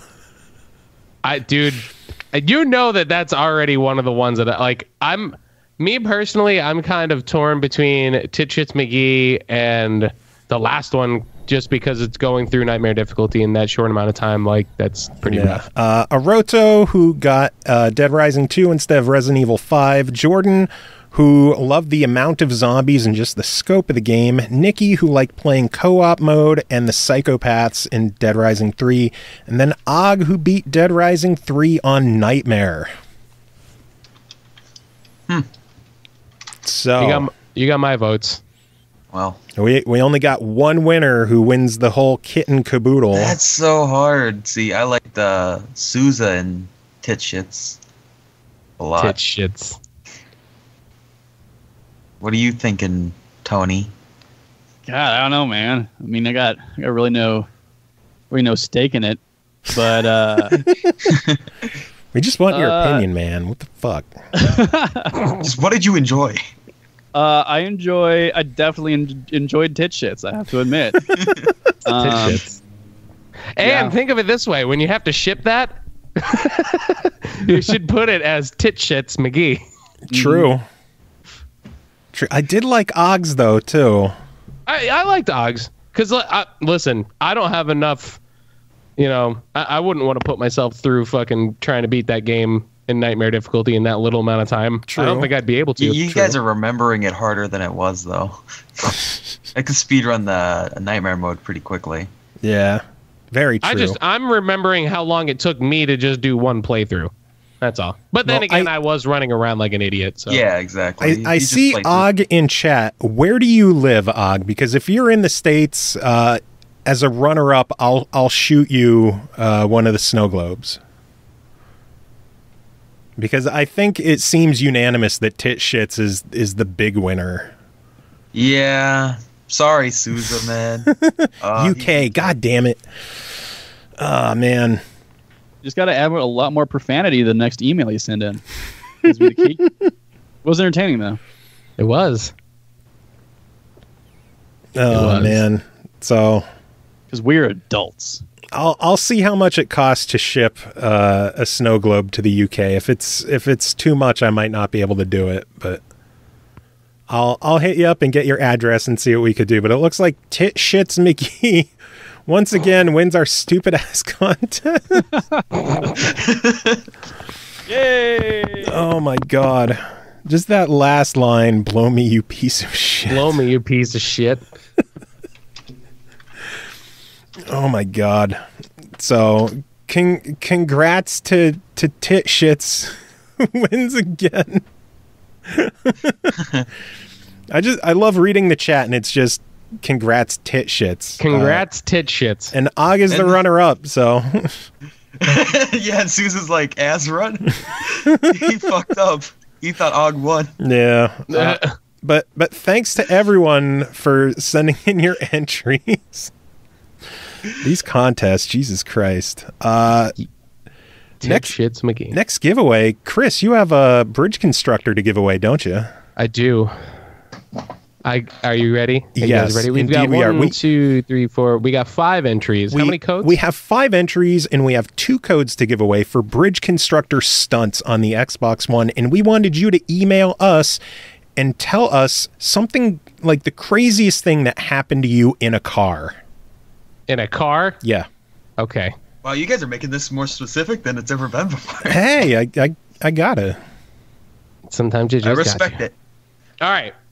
Aroto is the first entry. Well, this one time during election, I voted for a certain candidate, and when he won, we celebrated with a caravan in which I stood on top of a moving vehicle my friend was driving and laid on the car roof. And later, I sat on the outside. With my butt in the door, waving a flag. It was pretty hype. Oh yeah, and also unsafe. Don't do that at home, kids. We are professionals, I swear. So flag in butt. Flag in butt. The fuck? Outside with my butt in the door, waving a flag. It didn't necessarily say where the flag was coming from. We're gonna assume it was in the butt. In the butt. Yeah. Okay, sure. You don't clarify, then that's what you get. Yeah. In the butt. Flag in the butt. What in the butt? Next entry is from David Martin. Hi, SML. The craziest thing I have done in a car is I had a Chevy Cavalier that a buddy and I took off-roading. Well, it starts as that, but as the day went on, I got crazier by using it like a rock crawler. The day was about done, but I had decided to have a good at this one last rock hill. Sure. A go at this last. It says good, so that's what I said. Everything was going until we got right up to the top. The top was a straight up wall, but what the hell, I said. I gave that Cavalier all it had. All of a sudden, the front end left the ground, and I started to roll and roll and roll. Jesus Christ. I'm going to say came to a stop about midways of up the hill against a tree on all four wheels. I looked at my friend and said, "What a ride! Let's do it again." He got out of the car. I believe that is one of the craziest things I ever did in a car. Good luck, It sounds everyone. like a Dukes of Hazzard thing. So attempted to do a hill climb and rolled the car a bunch of times. In a fucking Cavalier. In a Cavalier, nonetheless. A Cavalier. Oh, Jesus. Wow. So Cavalier up a rock hill and rolled. Roll the Cavalier. Angel Santos, I would like to try some crazy stunts with Bridge Constructor stunts to see if the game is really fun and worth it in game. That's what. Did you copy everything right? Yeah, I'm thinking they just didn't. Angel didn't read the tweet correctly. Well, disqualified. Was there in game? That's normally somebody that sends us stuff. Yeah. That's Angel. Yeah. Oh, okay. I didn't know that was the same person. Yeah. I'm dumb. Same person. I'm dumb. Okay. Next one is from Souza. Hey, everyone. I want this game, but this one will be very hard. All the craziest things I did in a car will end up being an inappropriate story for the audience or a story I'm ashamed to tell, most of them alcohol-related from my college times. Those are the best stories. Those are the best stories. But even among my alcohol and madness from my college times, they were so frequently that I couldn't pick a single story. I studied computer engineering between 2007 and 2012 in an institute located in a small town with around 40,000 inhabitants. That time, every day for me was a kind of party, drinking, smoking, enjoying a lot. And it was a nice place. You can sleep drunk in the streets and nothing happens to you. We used to go to parties in other close towns, driving a car and drinking a lot of alcohol. I'm not proud of it. But I am happy and lucky that nothing happened to me ever. Here in Brazil, we have a tradition we call trote. It came from Portugal, but the Portuguese version is way soft than what it has become here in Brazil. Don't know how it is in the U.S. First thing. When someone joins a college here, they will have their hair shaved no matter what. Oh, okay, so it's basically like hazing. All right. Yeah. If you don't do it by yourself or amongst friends or family, it will happen by force later. In the Portuguese tradition, the father shaves the son's head, and down here in Brazil, you will have the hair shaved again if it gets a bit longer when you join. And you will be screwed your entire first year in college. The hair ended up being just a way so everyone that are in college longer. Wait. What? The hair end up being just a way so everyone that are in the college more time indefinitely or identify the newcomers. What? Are you picking on the Brazilians' English? I'm just trying to figure out. I'm just trying to figure out if there's a way that I can make it more grammatically correct, but I'm not coming up with one.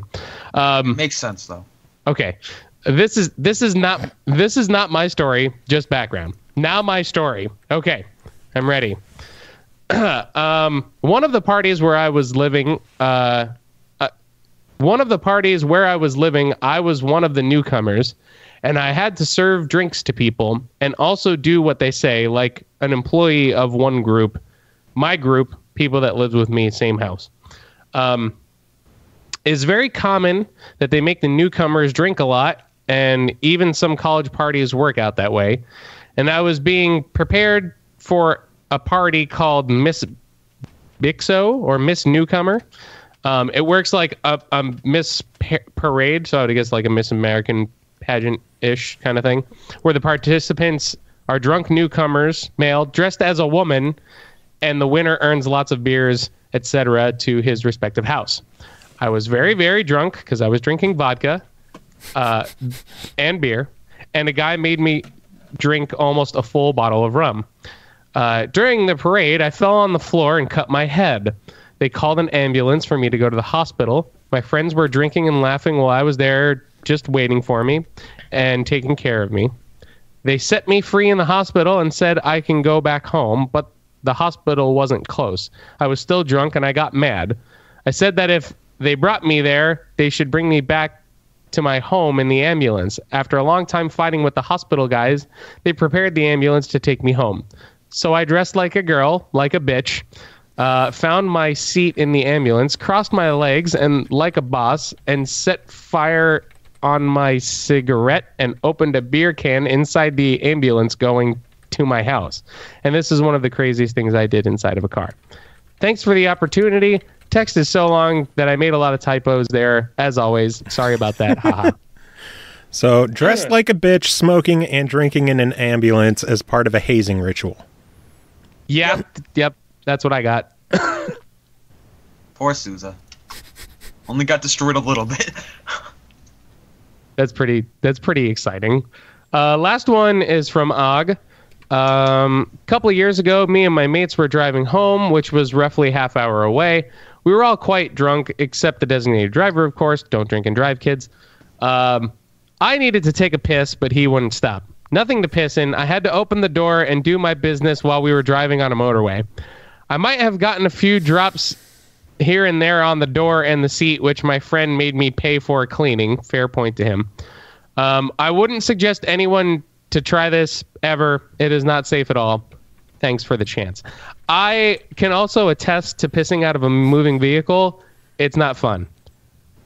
Oh, man. Everywhere. Okay, so our just so you know, 5 entries and 2 codes. We have the flag in the butt. I like that one. The Cavalier up a rock hill and rolling.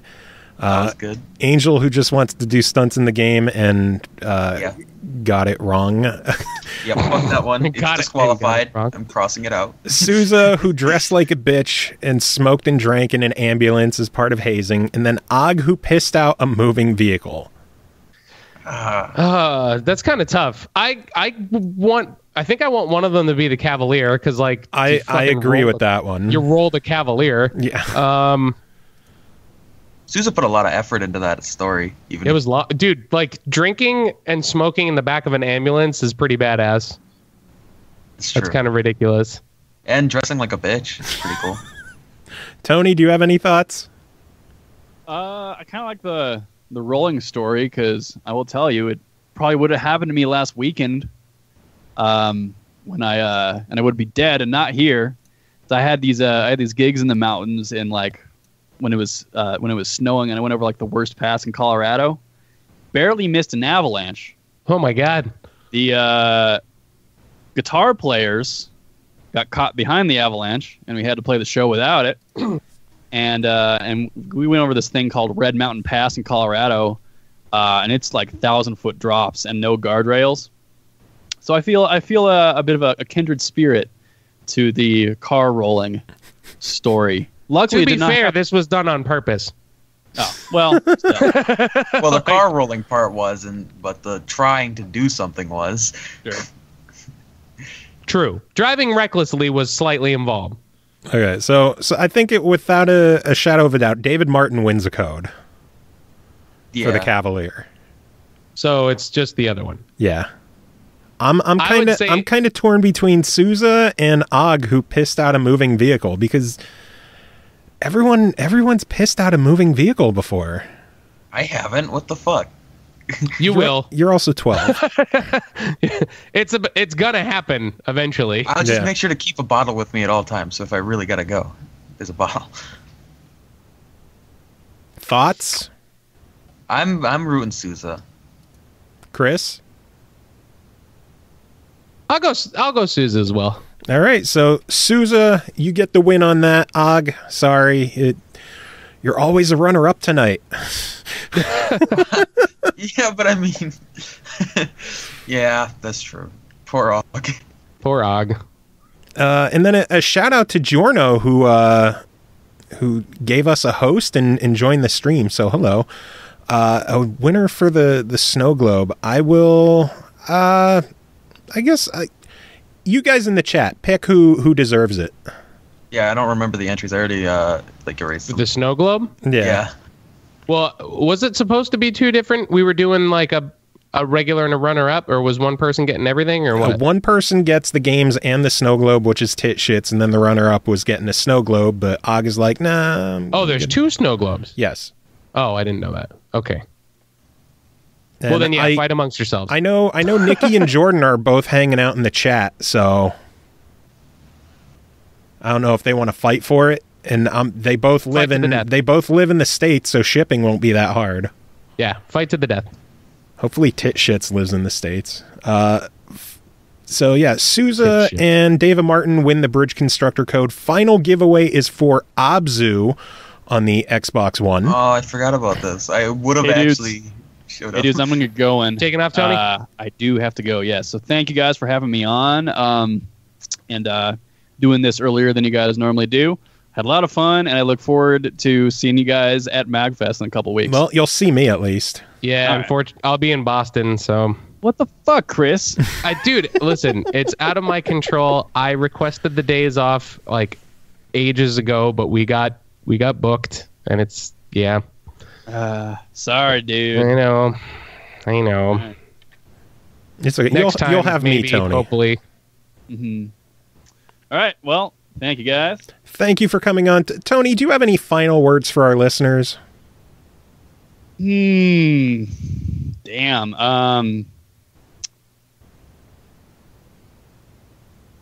Don't roll your Cavalier. That's a bad idea. That's fair. Yeah. That works. Thought he almost just forgot the sock. All right, take it easy, Tony. All right, thanks, guys. See ya. See ya. Oh, man. All right, so, Abzu, 2 codes to give away. We wanted you to email us and tell us some kind of unique fun fact about the ocean. See, I'm having fun with these. This is going to be an interesting one. I'm having fun with these. Hopefully not everybody chose the same fact. True. First email is from Raheel K, who says, the Atlantic Ocean is big enough to let every person in the U.S. have their own cubic kilometer in it. That is a fun fact. I don't know how to shorten that. Just huge Atlantic Ocean? Atlantic Ocean is big. Big ocean. Lots of water. Much water. Next email from Oroto Tomato, who says, here's a cool, weird-ass fact about the anglerfish. The males and females have one of the strangest relationships in the animal kingdom. When a male finds a female, he bites into her side and fuses to her forever, taking nutrients from her blood and fertilizing any eggs that she produces. This saves the species from having to find each other at breeding time, which is very difficult in their dark habitat. That sounds like a terrible fish to be. Angler fish fucking.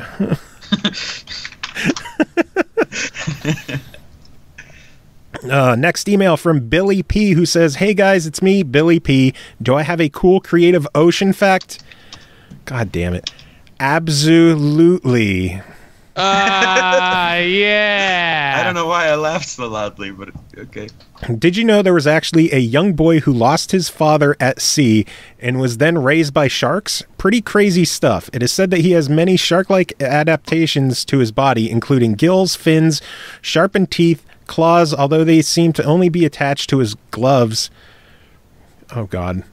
Peak strength, highly trained sense of hearing, strong sense of smell, agility, reflexes, and swimming ability. When he was discovered, it was said that he had an explosive temper. They gave him a nifty nickname and even made a documentary about the... God damn it. Made a documentary about the kid.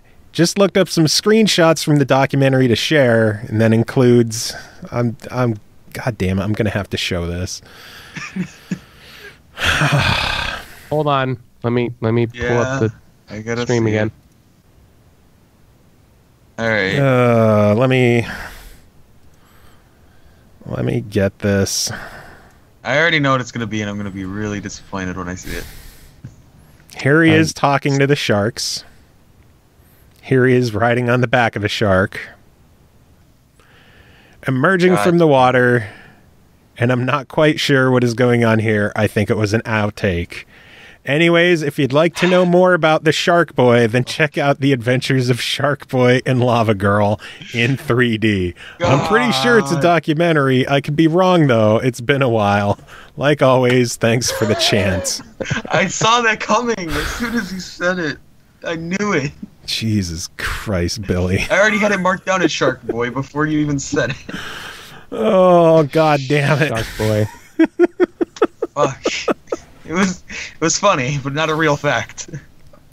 Next email is from Uneaten Lake, who says, "So when looking up ocean facts, I ran across this article on the pointy-nosed blur Chimera's ghost sharks. They look fucking rad and also have retractable sex organ on its head. What the fuck? This entry might be more for people watching the taping of the stream, but holy shit, this thing looks crazy," and then gave a link to it. So I guess I could throw the link in the chat if that works. If people want to look at this thing. Yeah, I want to see it. I was gonna resume the stream, but if I don't have to do that, that's perfect. Yeah, let me copy, paste. Come on, there you go. There you go. It's a virus, yeah, Sousa. You just gave us the fucking song. That was the Tony Dickinson song. Derp. I pretty open it much. up and it just starts playing Jingle Bell. There's the right one. Oops. Oh, National Geographic. All right, you're not gonna put any viruses. Fuck. Yeah, I wasn't supposed to post that song, so fuck. Derp. Derp. Oh, God. What the fuck is that thing? Whoa, this thing looks cool. Yeah, that's a weird thing. So, yeah, the pointy-nosed shark, I guess I'll put. Ghost shark.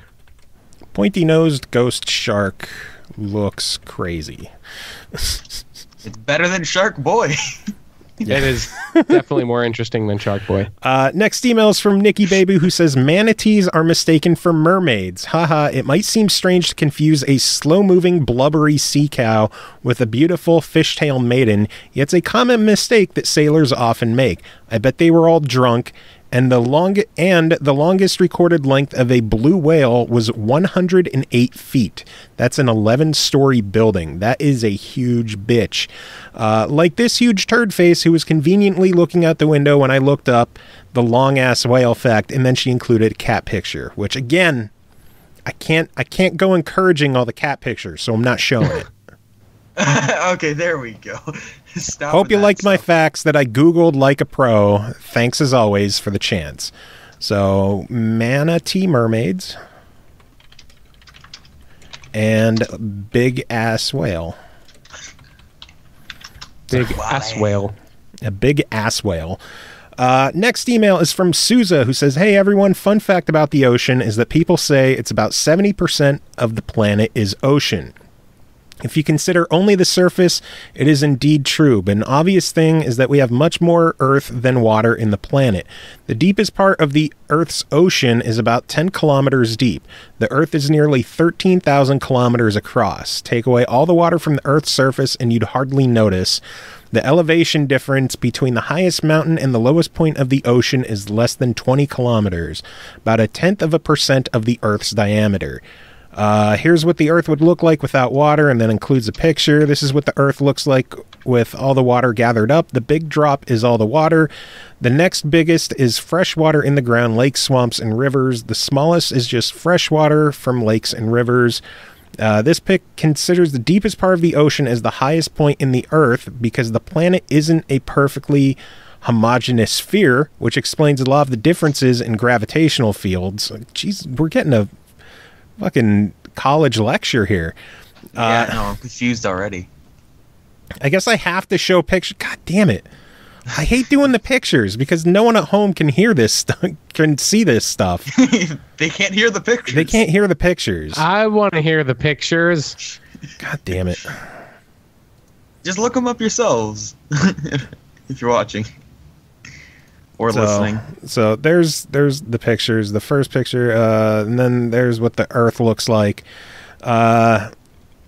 It's a graphic product of a MetaLab form calculated based on gravitational field. So if you consider the overall area of the Earth and water in the planet, we don't have as much water as we think. Thanks for the chance again. Good luck, everyone.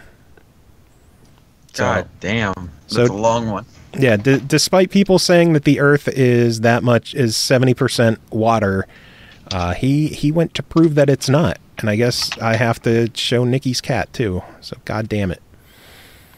There's the cat. Now no more pictures. Ooh, Jesus. We see some reviews ready. So Souza, the Earth isn't 70% water. Lecture. I just put math lecture. Shit, confused, not water or some shit. Next email from Jordan Phipps, who says, did you know 1 millimeter of ocean water contains roughly 1 million bacteria and 10 million viruses? That's almost as bad as Flint, Michigan.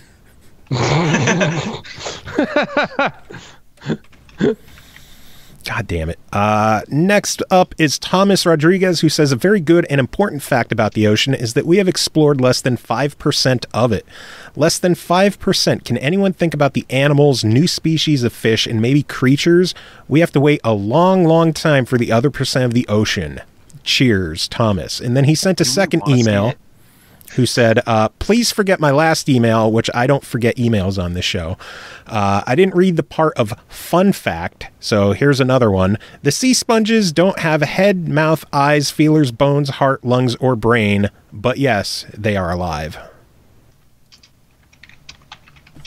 Yeah, I like sea sponges. Really? So, sponges are Big alive. fan of SpongeBob? Yeah. Yes, why, yes, I am. All right. Next email from Og once again, who says, I watched this documentary ages ago that took place in okay, it's not Shark Boy. You had to make sure first. It's not Shark Boy.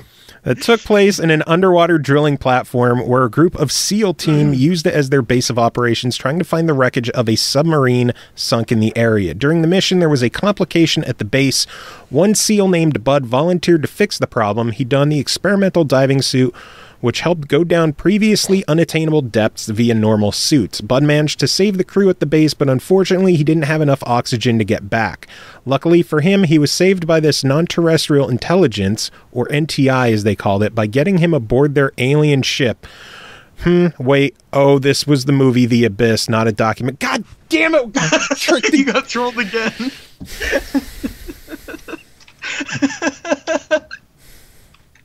It is amazing. Motherfucker. I even tried reading a bit ahead to make sure that we weren't getting God damn it. Okay, does this still count? If not, nearly 20 million tons of gold can be found in the ocean waters. 20 million tons. Shall we go mine them together? Thanks for the chance.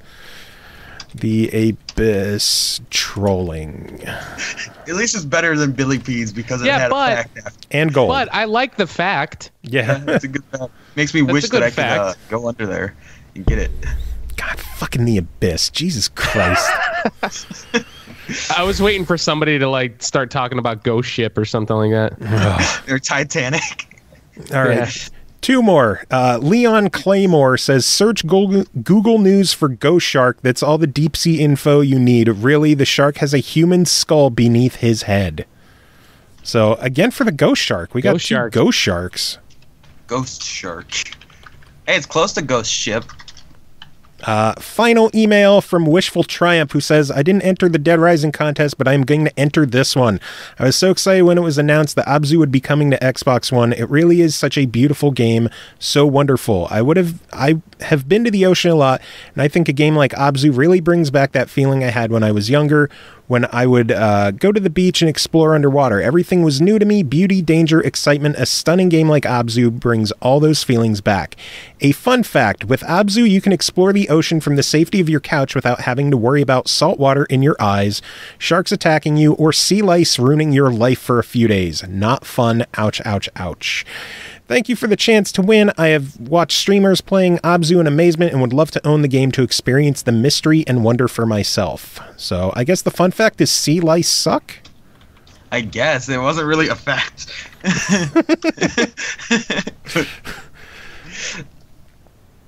Oh, man. So how many and how... 2 codes. Yeah.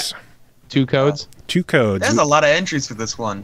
There is. Yeah. So Raheel talked about the gigantic Atlantic Ocean where everyone in the U.S. could have a cubic kilometer, or no, cubic, what the fuck did he say? I think it was a kilometer. Yeah, cubic kilometer. Aroto talked about anglerfish fucking. Billy P. Great.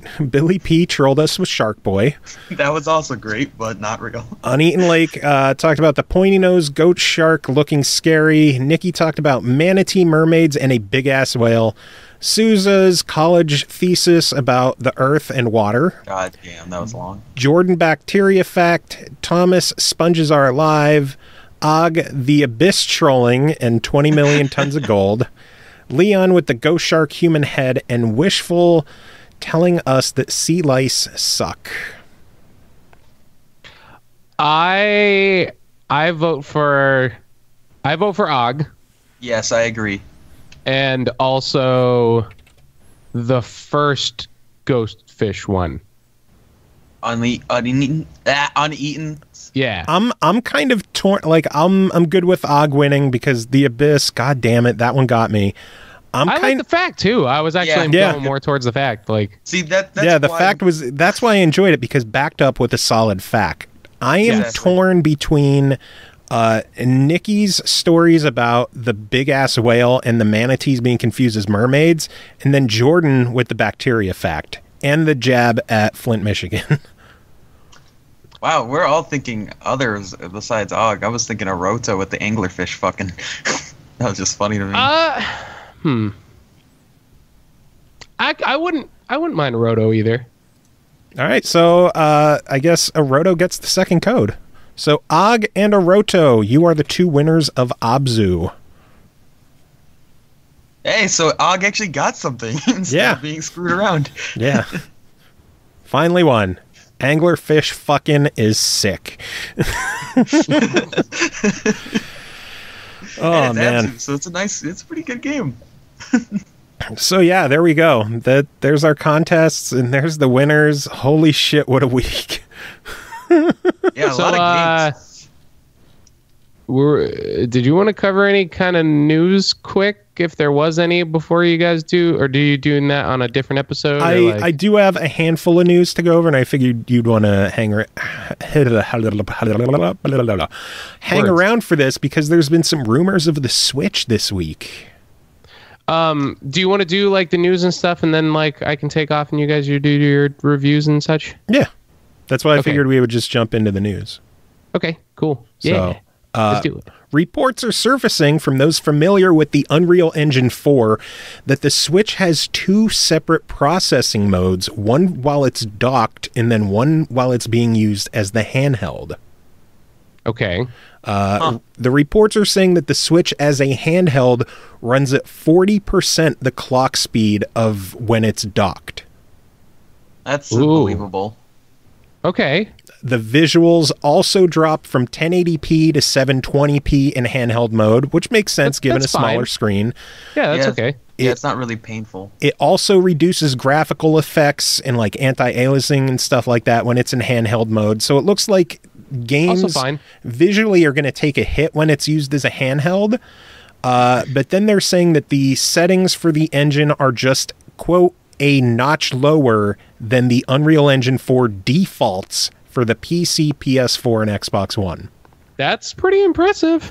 So it looks to be close enough to PS4 and Xbox One that it shouldn't be too hard getting games on it.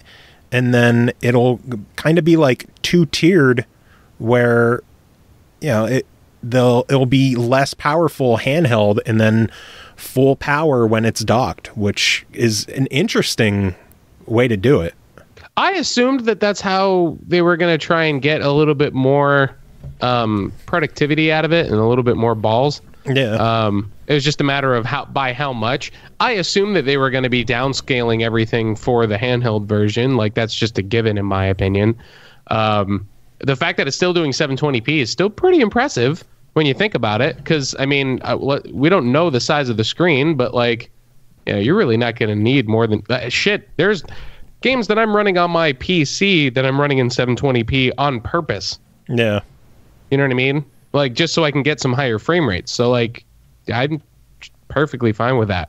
Did you see the video of when Reggie and Miyamoto were on Jimmy Fallon? Yes, I did. And how, like, just instantly when he removed it from the dock, it was just, hey, look, he's playing. I like that. That was cool as shit, because that was like the first time we saw the actual hardware in use. Yeah, yeah. Crazy. Dude, I was very impressed with, like, what they showed in the new Zelda too. It looks fucking awesome, man. Oh god, I can't wait. Yeah, I'm very, very excited for that. So yeah, the more I hear about the Switch, I think Nintendo might have something here. Have you seen that like the Wii U has seemingly been completely recalled? Wait, what? Recalled? Yeah. Like, try finding a brand new Wii U in a store. They asked for them all back? I think so. I think they just yanked all the systems off of shelves. Like, weird. All the stores around here don't have any. Like, they're getting impossible to find now. That's weird. A lot of people think that Nintendo's just going to recall all of them and sell them on their website as, like, refurbished. Oh, yeah, maybe.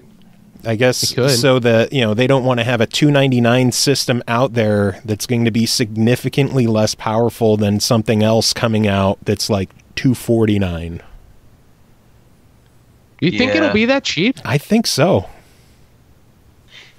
Yeah, the more I'm hearing about it, the more it sounds like it's just going to be the same price point as other consoles. Damn.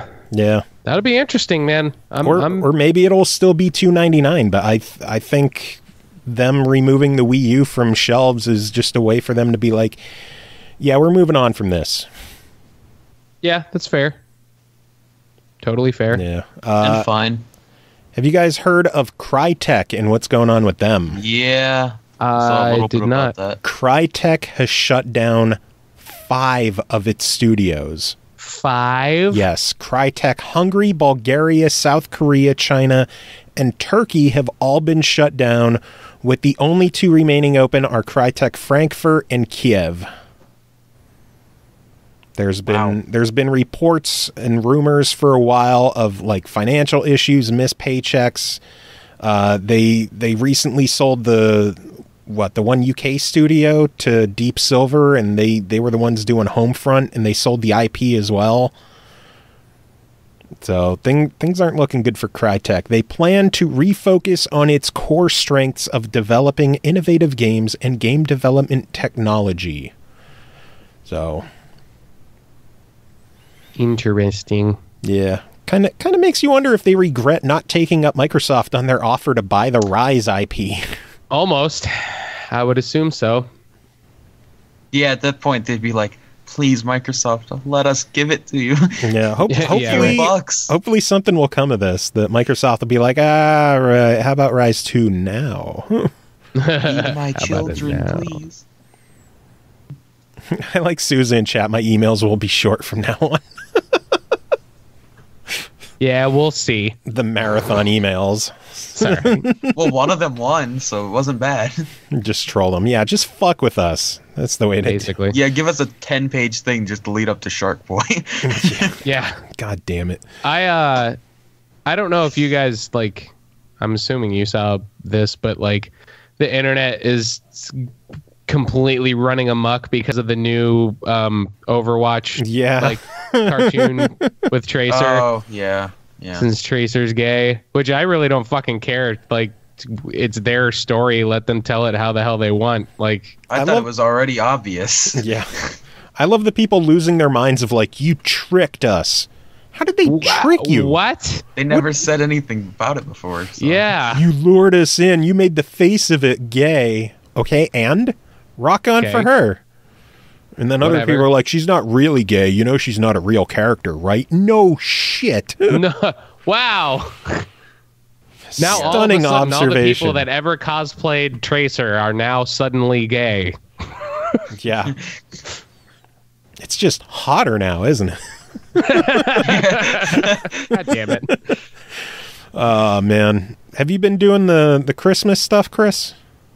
All right, let me explain to you what my Christmas experience so far has been. All right, I was wearing shorts in a pool, listening to "Rocking Around the Christmas Tree."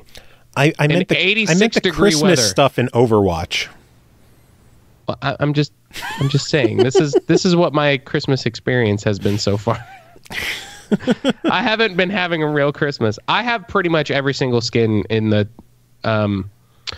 Overwatch thing, except for like one or two. God damn, dude. You be buying them? Most of the time when they have an event, I'll spend $40 and I'll get some cases. That's it. Oh my god, $40, that's it? Ridiculous.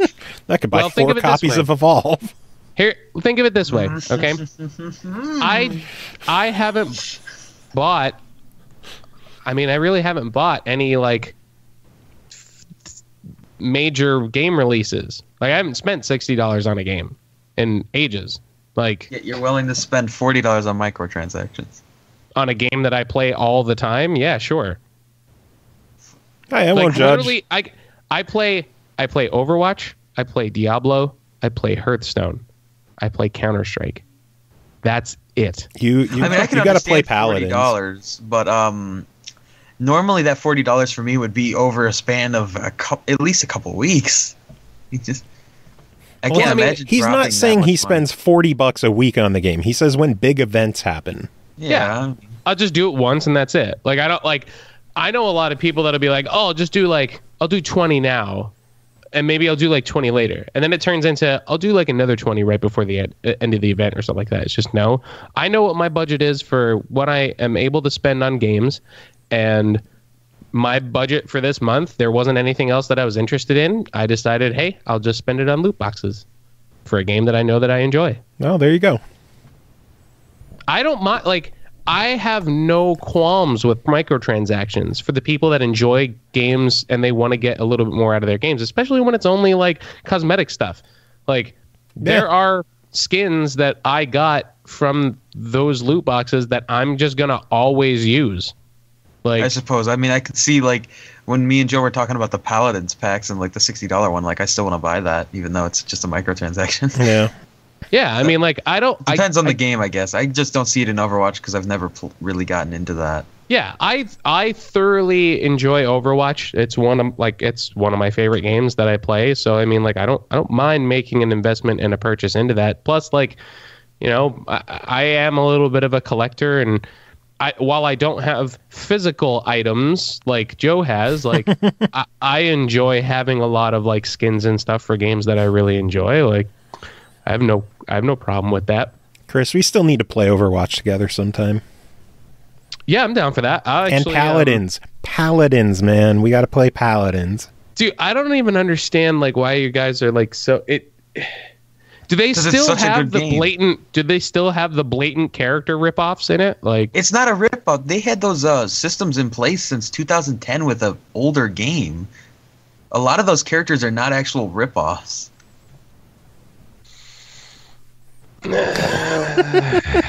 You just think they're ripoffs because they're a much less popular game.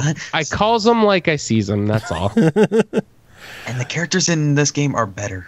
So Chris, you talk about budgeting things. There's something in January that you might be interested in budgeting for. Capcom is releasing the original 6 Mega Man games on mobile in January, and best of all is the price. $2 each. Oh, that's not bad at all. That's like crazy cheap. Yeah. So yeah. What's the catch? Nothing. Who knows? Maybe they'll be like online only, some shit like that. I actually just started using my PlayStation 3 controller with my phone. Nice. I got one of those like mounts, so I could just like mount my phone into it, and it just clamps onto the controller. I used that to play Minecraft while I was in my 26 hour car ride. Oh man. All right, I got one last bit of news, and this is the fun one. Games with gold for January have been revealed. Oh, I got to make sure that I got all of mine for this month. Yeah, you should. Xbox 360 from the 1st through the 15th is getting The Cave. And then from the 16th through the 31st is Rayman Origins. Literally, but I already bought that. Fuck. The 360 literally version? my only... Is it any different than the other one? Oh. If you're talking about Rayman Legends, Legends has all of Origins within it. Like, there's that backup to Origins paintings, and all of those are just Rayman Origins. Hey, free is free, guys. But we did get Rayman Legends for free, so technically we already got Origins. And then Xbox One, for the entire month of January, is a brand new game, World of Van Helsing Death Trap, $20 value. It is basically the tower defense segments from the recent Van Helsing games as a standalone title. I'm so excited. I've been watching this on PC for a while. Yeah, people have unanimously felt that the tower defense sections in the Van Helsing games were fantastic, so I'm eager to see how this turns out.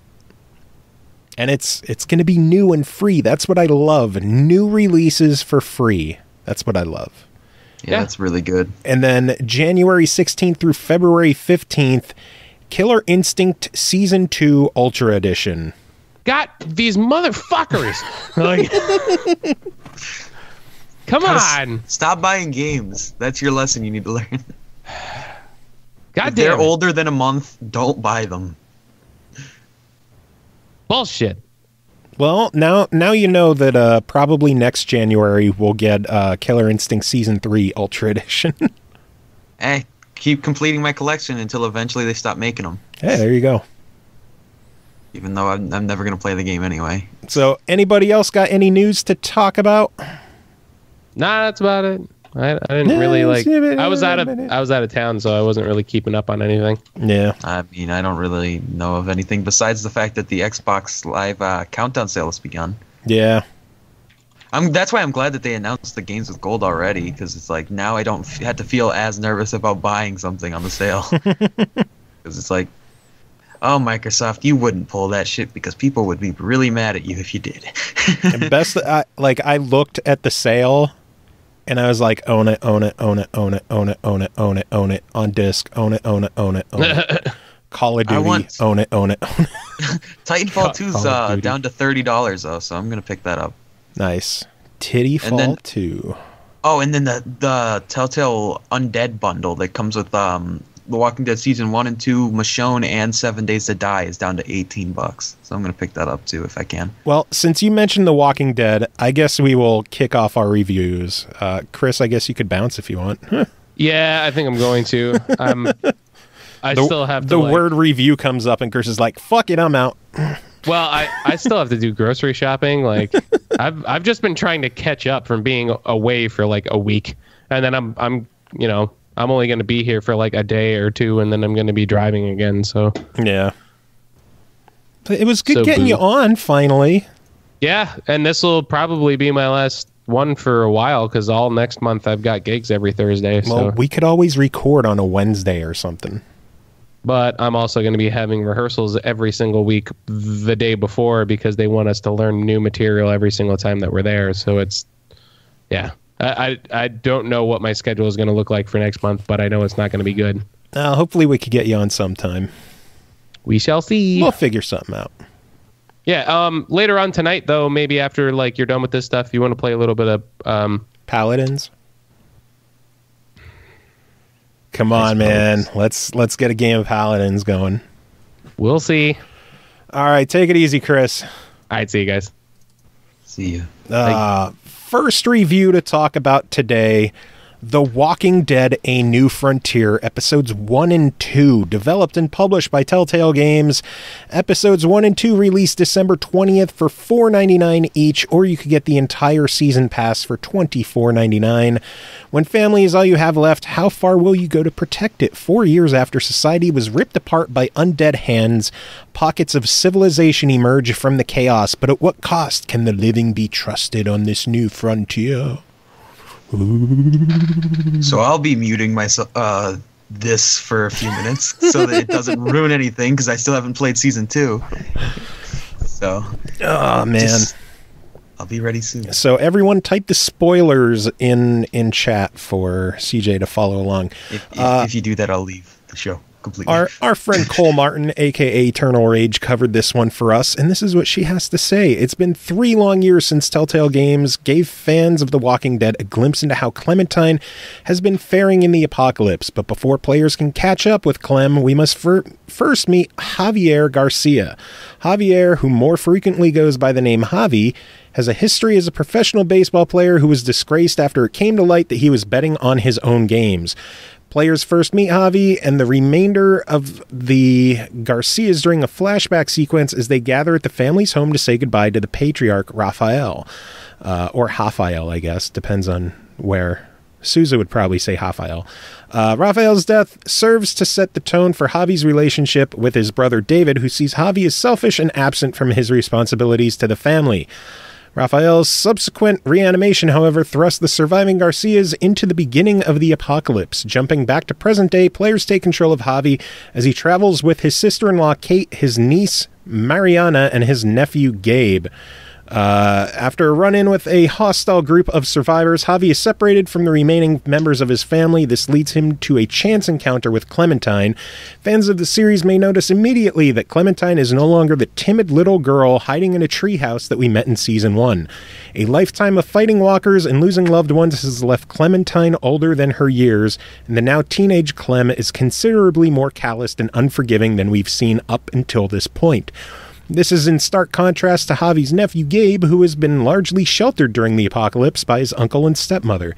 The Walking Dead: The New Frontier is surprisingly more linear than previous installments in the series, and there is also a noticeable uptick in the usage of QuickTime events to fuel the action.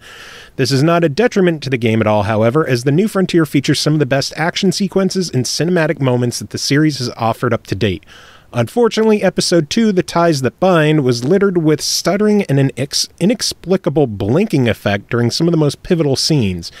These issues are completely absent in Episode 1, which played flawlessly. Episode 2 could certainly stand to benefit from a patch. Despite the hiccups in Episode 2's graphical quality, The New Frontier proves to be a strong start into Season 3 of the Walking Dead series. The twists and turns in the story are exciting, and there are true jaw-dropping OMG moments that The Walking Dead is known for. The glimpses into Clementine's missing years through flashbacks are as heartwarming as they are gut-wrenching, and the overall story arc is clearly on the right path. Episodes 1 and 2 of The Walking Dead: The New Frontier are currently available for $4.99 each, or $24.99 for the complete season. Don't hesitate, buy it. I heard to buy it. Okay, I'm ready. I'm back. Okay. I heard like one little thing, and now I'm hoping that I don't know. I'm annoyed. Yeah, the review's over. Good. So yeah, sounds like it's another solid run of The Walking Dead. Good How stuff. fun.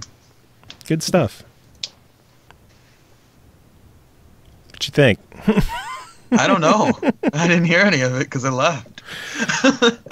Next review is for, let's see, Boomball 2 for Kinect, developed and published by Virtual Air Guitar Company, released December 21st on Xbox One for Kinect for $9.99. Boomball 2 is a lighthearted, full-body Kinect game about bouncing balls, breaking bricks, and blowing stuff up. Smash cubes using ping-pong skills in 50 brand new levels featuring cute cubes, big bonuses, and manic multi-ball mayhem. God damn it, I don't want to spoil the first one of this either. I'm joking. You dumb bitch. So if you're familiar with the original Boomball for Kinect, you basically full body Kinect game, you use your arms and hands as paddles, and it's kind of like Brick Breaker, Arkanoid, Alleyway, stuff like that, where you hit a ball towards a 3D plane and destroy the bricks.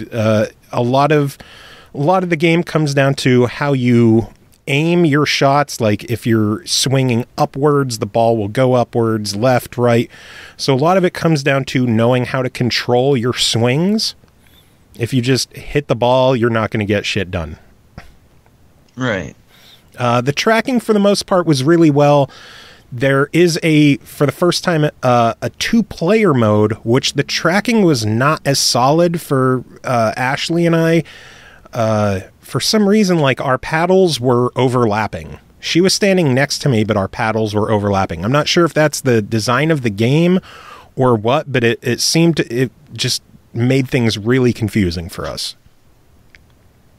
Oh, that sucks. Yeah, so the single player, it's still a lot of fun. It's a good solid workout. Every stage you could earn 4 stars. 1 for beating it, 1 for beating it in a silver time, 1 for beating it in a gold time, which can get fairly difficult, and then 1 for completing it without losing any balls, excluding multi-ball, of course. There are a handful of different power-ups you could get, like the previously mentioned multi-ball. There's a giant ball that can just plow through things. There's clearly different kind of bricks around, like stone bricks require multiple hits. There's explosive blocks that destroy a whole bunch of things. Once you get to only a handful of blocks left, there's a gauge at the top of the screen. Your ball goes away, and then you just have like fireballs that seek into the blocks so that way you're not trying to struggle hitting like one last block. Oh, okay. So it helps you out near the end there so that you're not losing your friggin' mind. Overall, game for $10, a lot of fun. It's probably, I really enjoyed the first Boomball. They're 2 of my favorite games the Virtual Air Guitar has put out. As much as they're doing Kinect stuff, I kind of want to see them maybe dabble in PSVR. I would kind of like to try this in VR. I think they could translate some of their games fairly well. Yeah, Boomball for VR. Yeah. So yeah, Let's do it. $10, I say buy it. It's good stuff. There's always a good time to see new reasons to use your Kinect. So do it up. Yeah, I wish I actually had room to use my Kinect. It's just pointlessly sitting there. Yeah. $100 item for no reason. All right, next game to chat about is called Space Hulk Deathwing, developed by Streum on Studio, published by Focus Home Interactive. It released December 9th on Steam for $39.99. Take on the role of a Space Marine from one of the most secret and most feared Space Marine companies, the Deathwing from the Dark Angels. Strap on your Terminator armor and equip the emblematic weaponry of the Space Marines to overcome the threats awaiting you in the Space Hulk. We previously covered the multiplayer beta of this from Uneaten Lake, but he was unable to tackle the full release. So CJ, you covered this one for us. Yeah, I did. What'd you think? All right. Well, I've started it off wrong. Space Hulk Deathwing. Space Wing Death Hulk. Yes, that sounds even better, honestly. Is a new co-op FPS set in the Warhammer universe. The game feels very generic. It feels like I've played this game 1,000 times before, even with the different features that are supposed to make this game feel more unique. It just doesn't. In your right hand, you have a gun with unlimited ammo, although you do have to reload it. and in your left you have a melee weapon. In my case, I stuck to the sword. It was I was pretty excited about the sword play too, but when it actually came to using it, it was unsatisfying and felt really awkward to use. Rather than just pressing a button to swing, it's actually triggered by letting go of the button, making it awkward to try to swing your sword quickly when you have a shit ton of enemies near you. I assume the reasoning behind this is due to the ability to charge your melee swings, but it could have been much better handled than it has been in other games. Like another Warhammer game, Warhammer the End Times Vermintide. It's a perfect example of how charging your melee swing, but also just being able to press it and hitting, is just much better. You also have abilities that you can use, like the lightning chain that allows you to shoot lightning bolts at your enemies, the chain in between them. The abilities are pretty cool and have a decent cooldown speed, so, I mean, there's that. That does add a little bit of a difference, I suppose. The game looks great. I will give it that. This game is very realistic and runs very well. It's probably one of the most realistic-looking games I've played in 2016, and I got to give the art team credit for that. However, the game doesn't have much variety. The game is just so much blue and gray, and the ship is very boring looking. I wish that there was a little bit more color difference. Yeah. It feels like every single corridor looks the same. A lot of rooms look the same. They're all the same color. Your only difference might be you run into a little bit of blood. I think one thing that bored me with this game very quickly, though, was the first mission. It was horrible. You're just transversing through a maze of a ship for a good 20 to 30 minutes without a single enemy contact. I feel like this is a bad way to start a game, this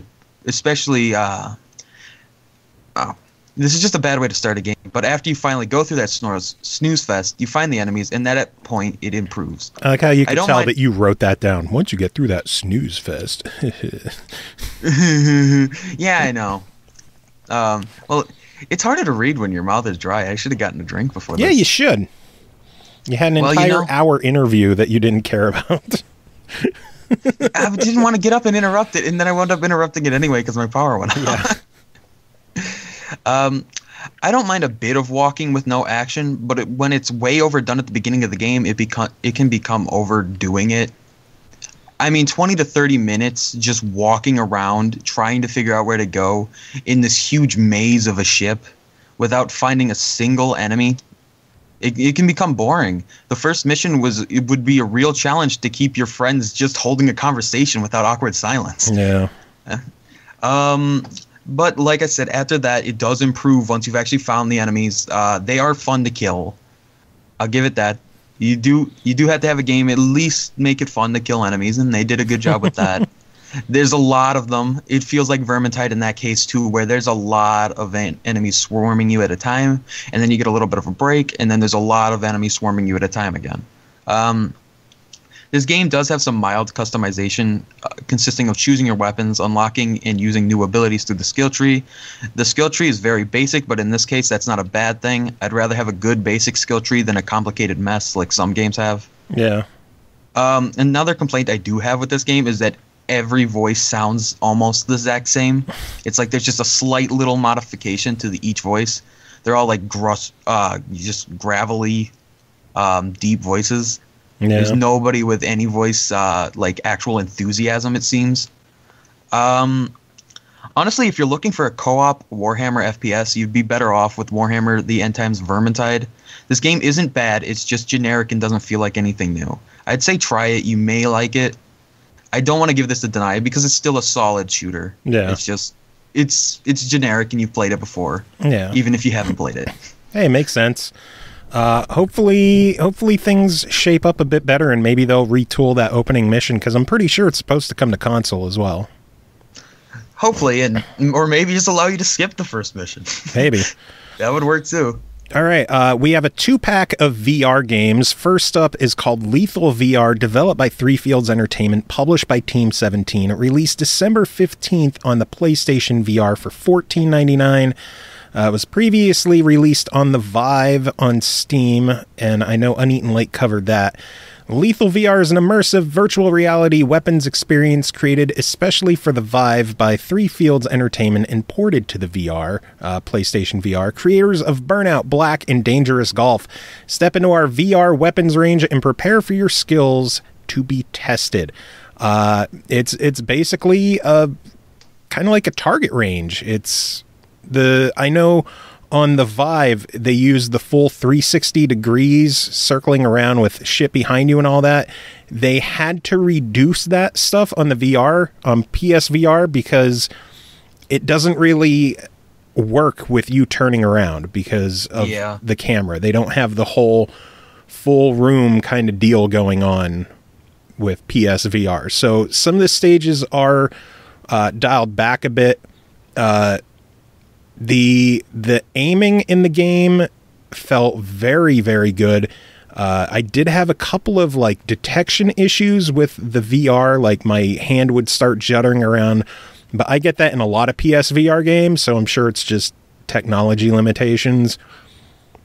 Yeah, PSVR limitations. Yeah, the fucking camera. I hate that thing. Such a bad choice. Seriously, It's a really, really cool game, though. You go through, like, different weapons. You'll have guns. You'll have two-handed guns. You'll have special guns. They'll have knife throwing. I had a blast with the knife throwing, by the way, using the trigger and, like, flicking it. A whole bunch of different goals to attain. There's just a lot to do in the game, and it's fun. It's a really, really solid VR game. Probably one of the best VR shooters available on the PSVR. I would place it up there with Pixel Gear in my eyes. So, oh, well, nice. Yeah, really, really good stuff. And fingers crossed, we're hopefully going to have someone from Three Fields on next year sometime. See, that sounds so much longer than it is, because next year is only like a week or more away. I know. But I'm hoping to get something worked out there because the game is awesome. Game's awesome, and I can't wait to see what else Three Fields is up to. Maybe it'll be a new board. No, they don't have the Burnout license anymore, do they? No, that's EA. They apparently are working on a spiritual successor to Burnout at Three Fields. Well, then, need to figure out some more information about that when they show up. Yeah, if it happens. Keeping my fingers crossed. God knows things could fall apart out of nowhere. But yeah, Lethal VR. I know Uneaten Lake absolutely loved it on the Vive. I really, really enjoy it on the PlayStation VR. If for some reason you're rich enough that you have both platforms, I would think the Vive is the better way to go. But it's still a really solid, enjoyable game, especially for just $15. It's super high quality, super well done. So yeah, buy it. Second game is called Starship Disco, developed and published by Solus Games. It released December 15th as well on the PlayStation VR for $9.99. It is also available on Steam for Vive, Oculus, and non-VR play, but the PS4 requires the VR. Starship Disco is a music-driven VR rhythm shooter with user music imports. Blast aliens to the beat with 7 funky disco tracks or import your own music from USB. It is a trippy-ish rhythm shooter where spaceships will come flying at you, either flying at you, coming up from the ground, swooping in from behind you, and you'll see circles on the screen with kind of like the Elite Beat Agents on the 3DS or Osu. You'll see people streaming it where just the circles close in and you have to hit the button as the circle closes. Oh, really? I've never played any of those other games, so God damn you! I'm kind of. It's a rhythm game. It's basically you have to. The way it works is you either use the move controllers to point at where the circles are and hit the triggers in time, or they have head control where you just look at where the circles are, and you either use a DualShock or a move controller to hit the button in time where the beat hits or whatever else. They have 7 songs included. Good music, really enjoyable stuff. It's fairly generic because it's their own creations. It's not licensed stuff. the game lets you import whatever songs you want, but given I'm more of a metalhead, it doesn't work that well with rock music. Like, I had a handful of songs from, like, I had Cake by the Ocean and what the fuck else do I have there? Shut Up and Dance from, like, Walk the Moon. Well, Dance, Cake by the Ocean, and Walk the Moon, Shut Up and Dance with Me.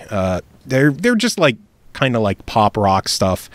Those, because they had a steady beat going, those were easier to play, and the game recognized them a lot easier. So if you have your own stockpile of like electronica or dance music or even bubblegum pop, importing the songs is going to work great. If you're listening to, like, I don't know, Slayer, Opeth, Chevelle, Rise Against, it doesn't work as well.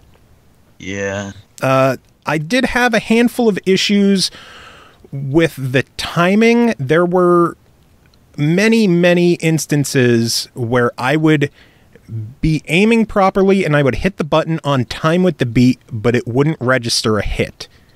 And I have seen other people complain about this, so I don't know if, you know, there's something up with the detection in the game or what's going on, but as it stands for $10, it's definitely worth trying out and checking out. It's a fun experience. If they can get the detection issues sorted out or whatever the problem is, because missing one or two here or there, I could be like, okay, yeah, I fucked up. But for how frequently those misses happen, there's something up. Oh, all right. So, yeah, there's. I see other people complaining about it. It's definitely not just on my end. So I hope they get it fixed, because if they could take care of that issue, the game is a lot of fun. So, yeah, try it, and if they patch it and get everything working near 100%, we'll revisit it in the future. But for now, it's still worth trying out, and it's only $10. So, last game to talk about is called Her Majesty Spiffing, developed and published by Billy Goat Entertainment. It released December 7th on Xbox One, PS4, and Steam for the weird price of $18.49. It's British, so it actually works out evenly over there. Makes sense.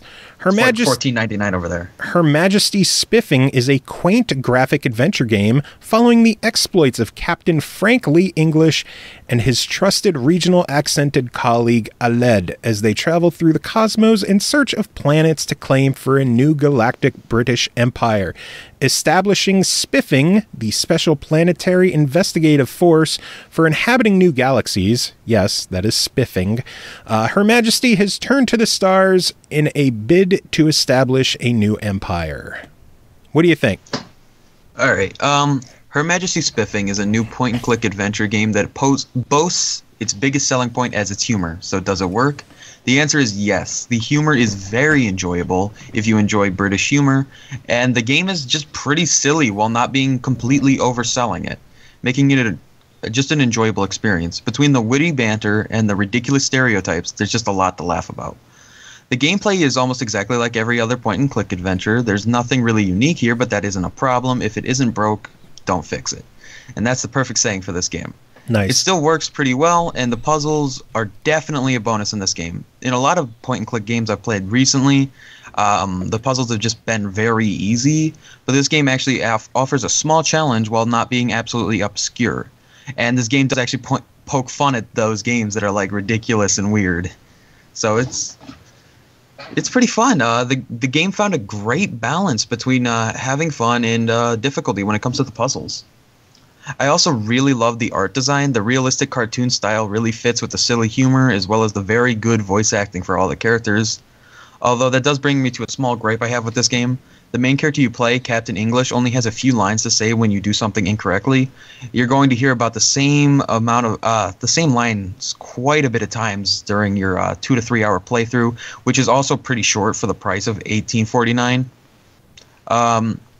The game does have one feature which I'm a huge fan of, and that isn't in a lot of games anymore, and that is the ability to save anytime and use multiple save slots. Nice. So, Exactly. So perhaps if you play it smart, you can save at good points, making it easier to sweep up the remaining achievements if that's your thing, without having to do a full nother playthrough. One thing that bothered me about the game was the unexplained ghost lady that showed up twice and then just never came back. There was literally no conclusion on her at all, or even really a real reference. She was just there and then wasn't. So it was just a bit weird. The ending did leave off on a cliffhanger with a high possibility of a sequel as long as the game sells well enough, which it says. It's like, he might come back, maybe, if this game sells well enough. That's awesome.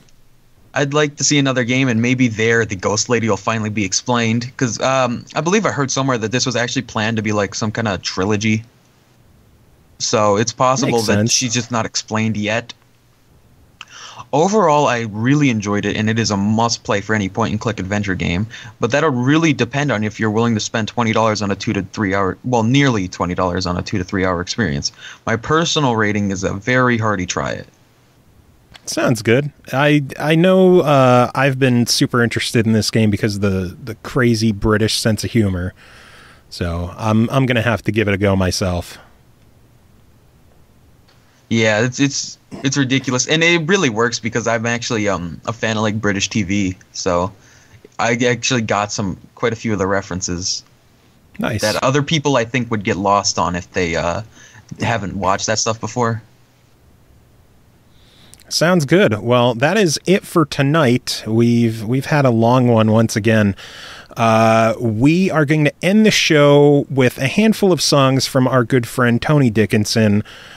From his band, the Tiberian Sons. We're going to have a handful of brand new, never heard songs on the show.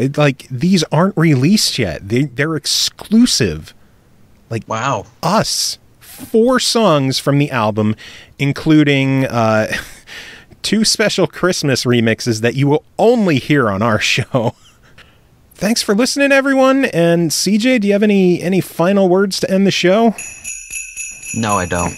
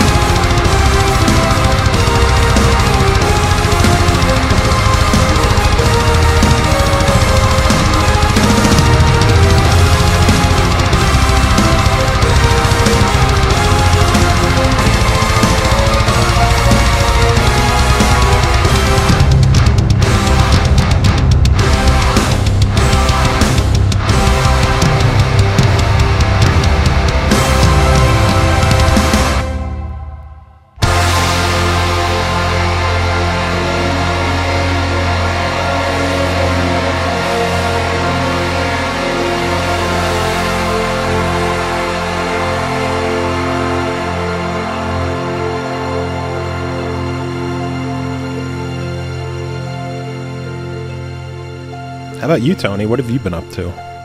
Well, this got the just finally finished exporting. The tracks are mastered and they're all good to go. So I think after this podcast, I'll just go put them up on Kanaki, order them, just have like a limited edition CD set of 50 or something. Bring with me to MAGFest. We playing there actually at Mag Underground. So there's that. I wanted to finish this because this is this is an album that I wanted to have finished 2 years ago when we first played at MAGFest. But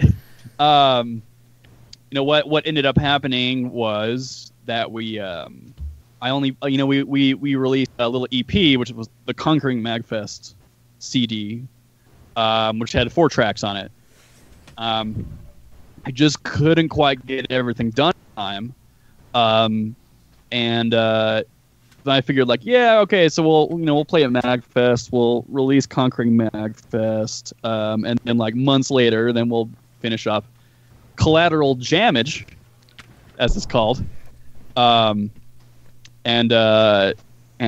release that. But I mean, it's just crap happens, man, and it's just I got super busy. I mean, I'm very busy constantly with my composing work. So that ended up taking a lot of time, and I just kind of put it on the shelf because then Tiberian Sons wanted to play at MAGFest. What, 14 was that the last year? Is that the number? I think 14. Numbers. Yeah. Yeah. You know, the show didn't start yet, right? You didn't. Yeah, I was just asking how you were doing. Okay.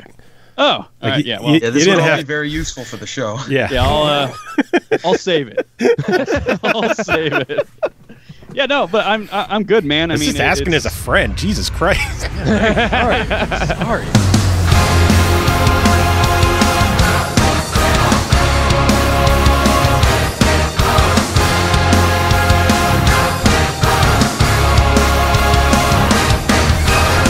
It's just a ball of dust underneath my feet. It rolls around the sun, doesn't mean that much to me. I take a chance on the edge of life, just like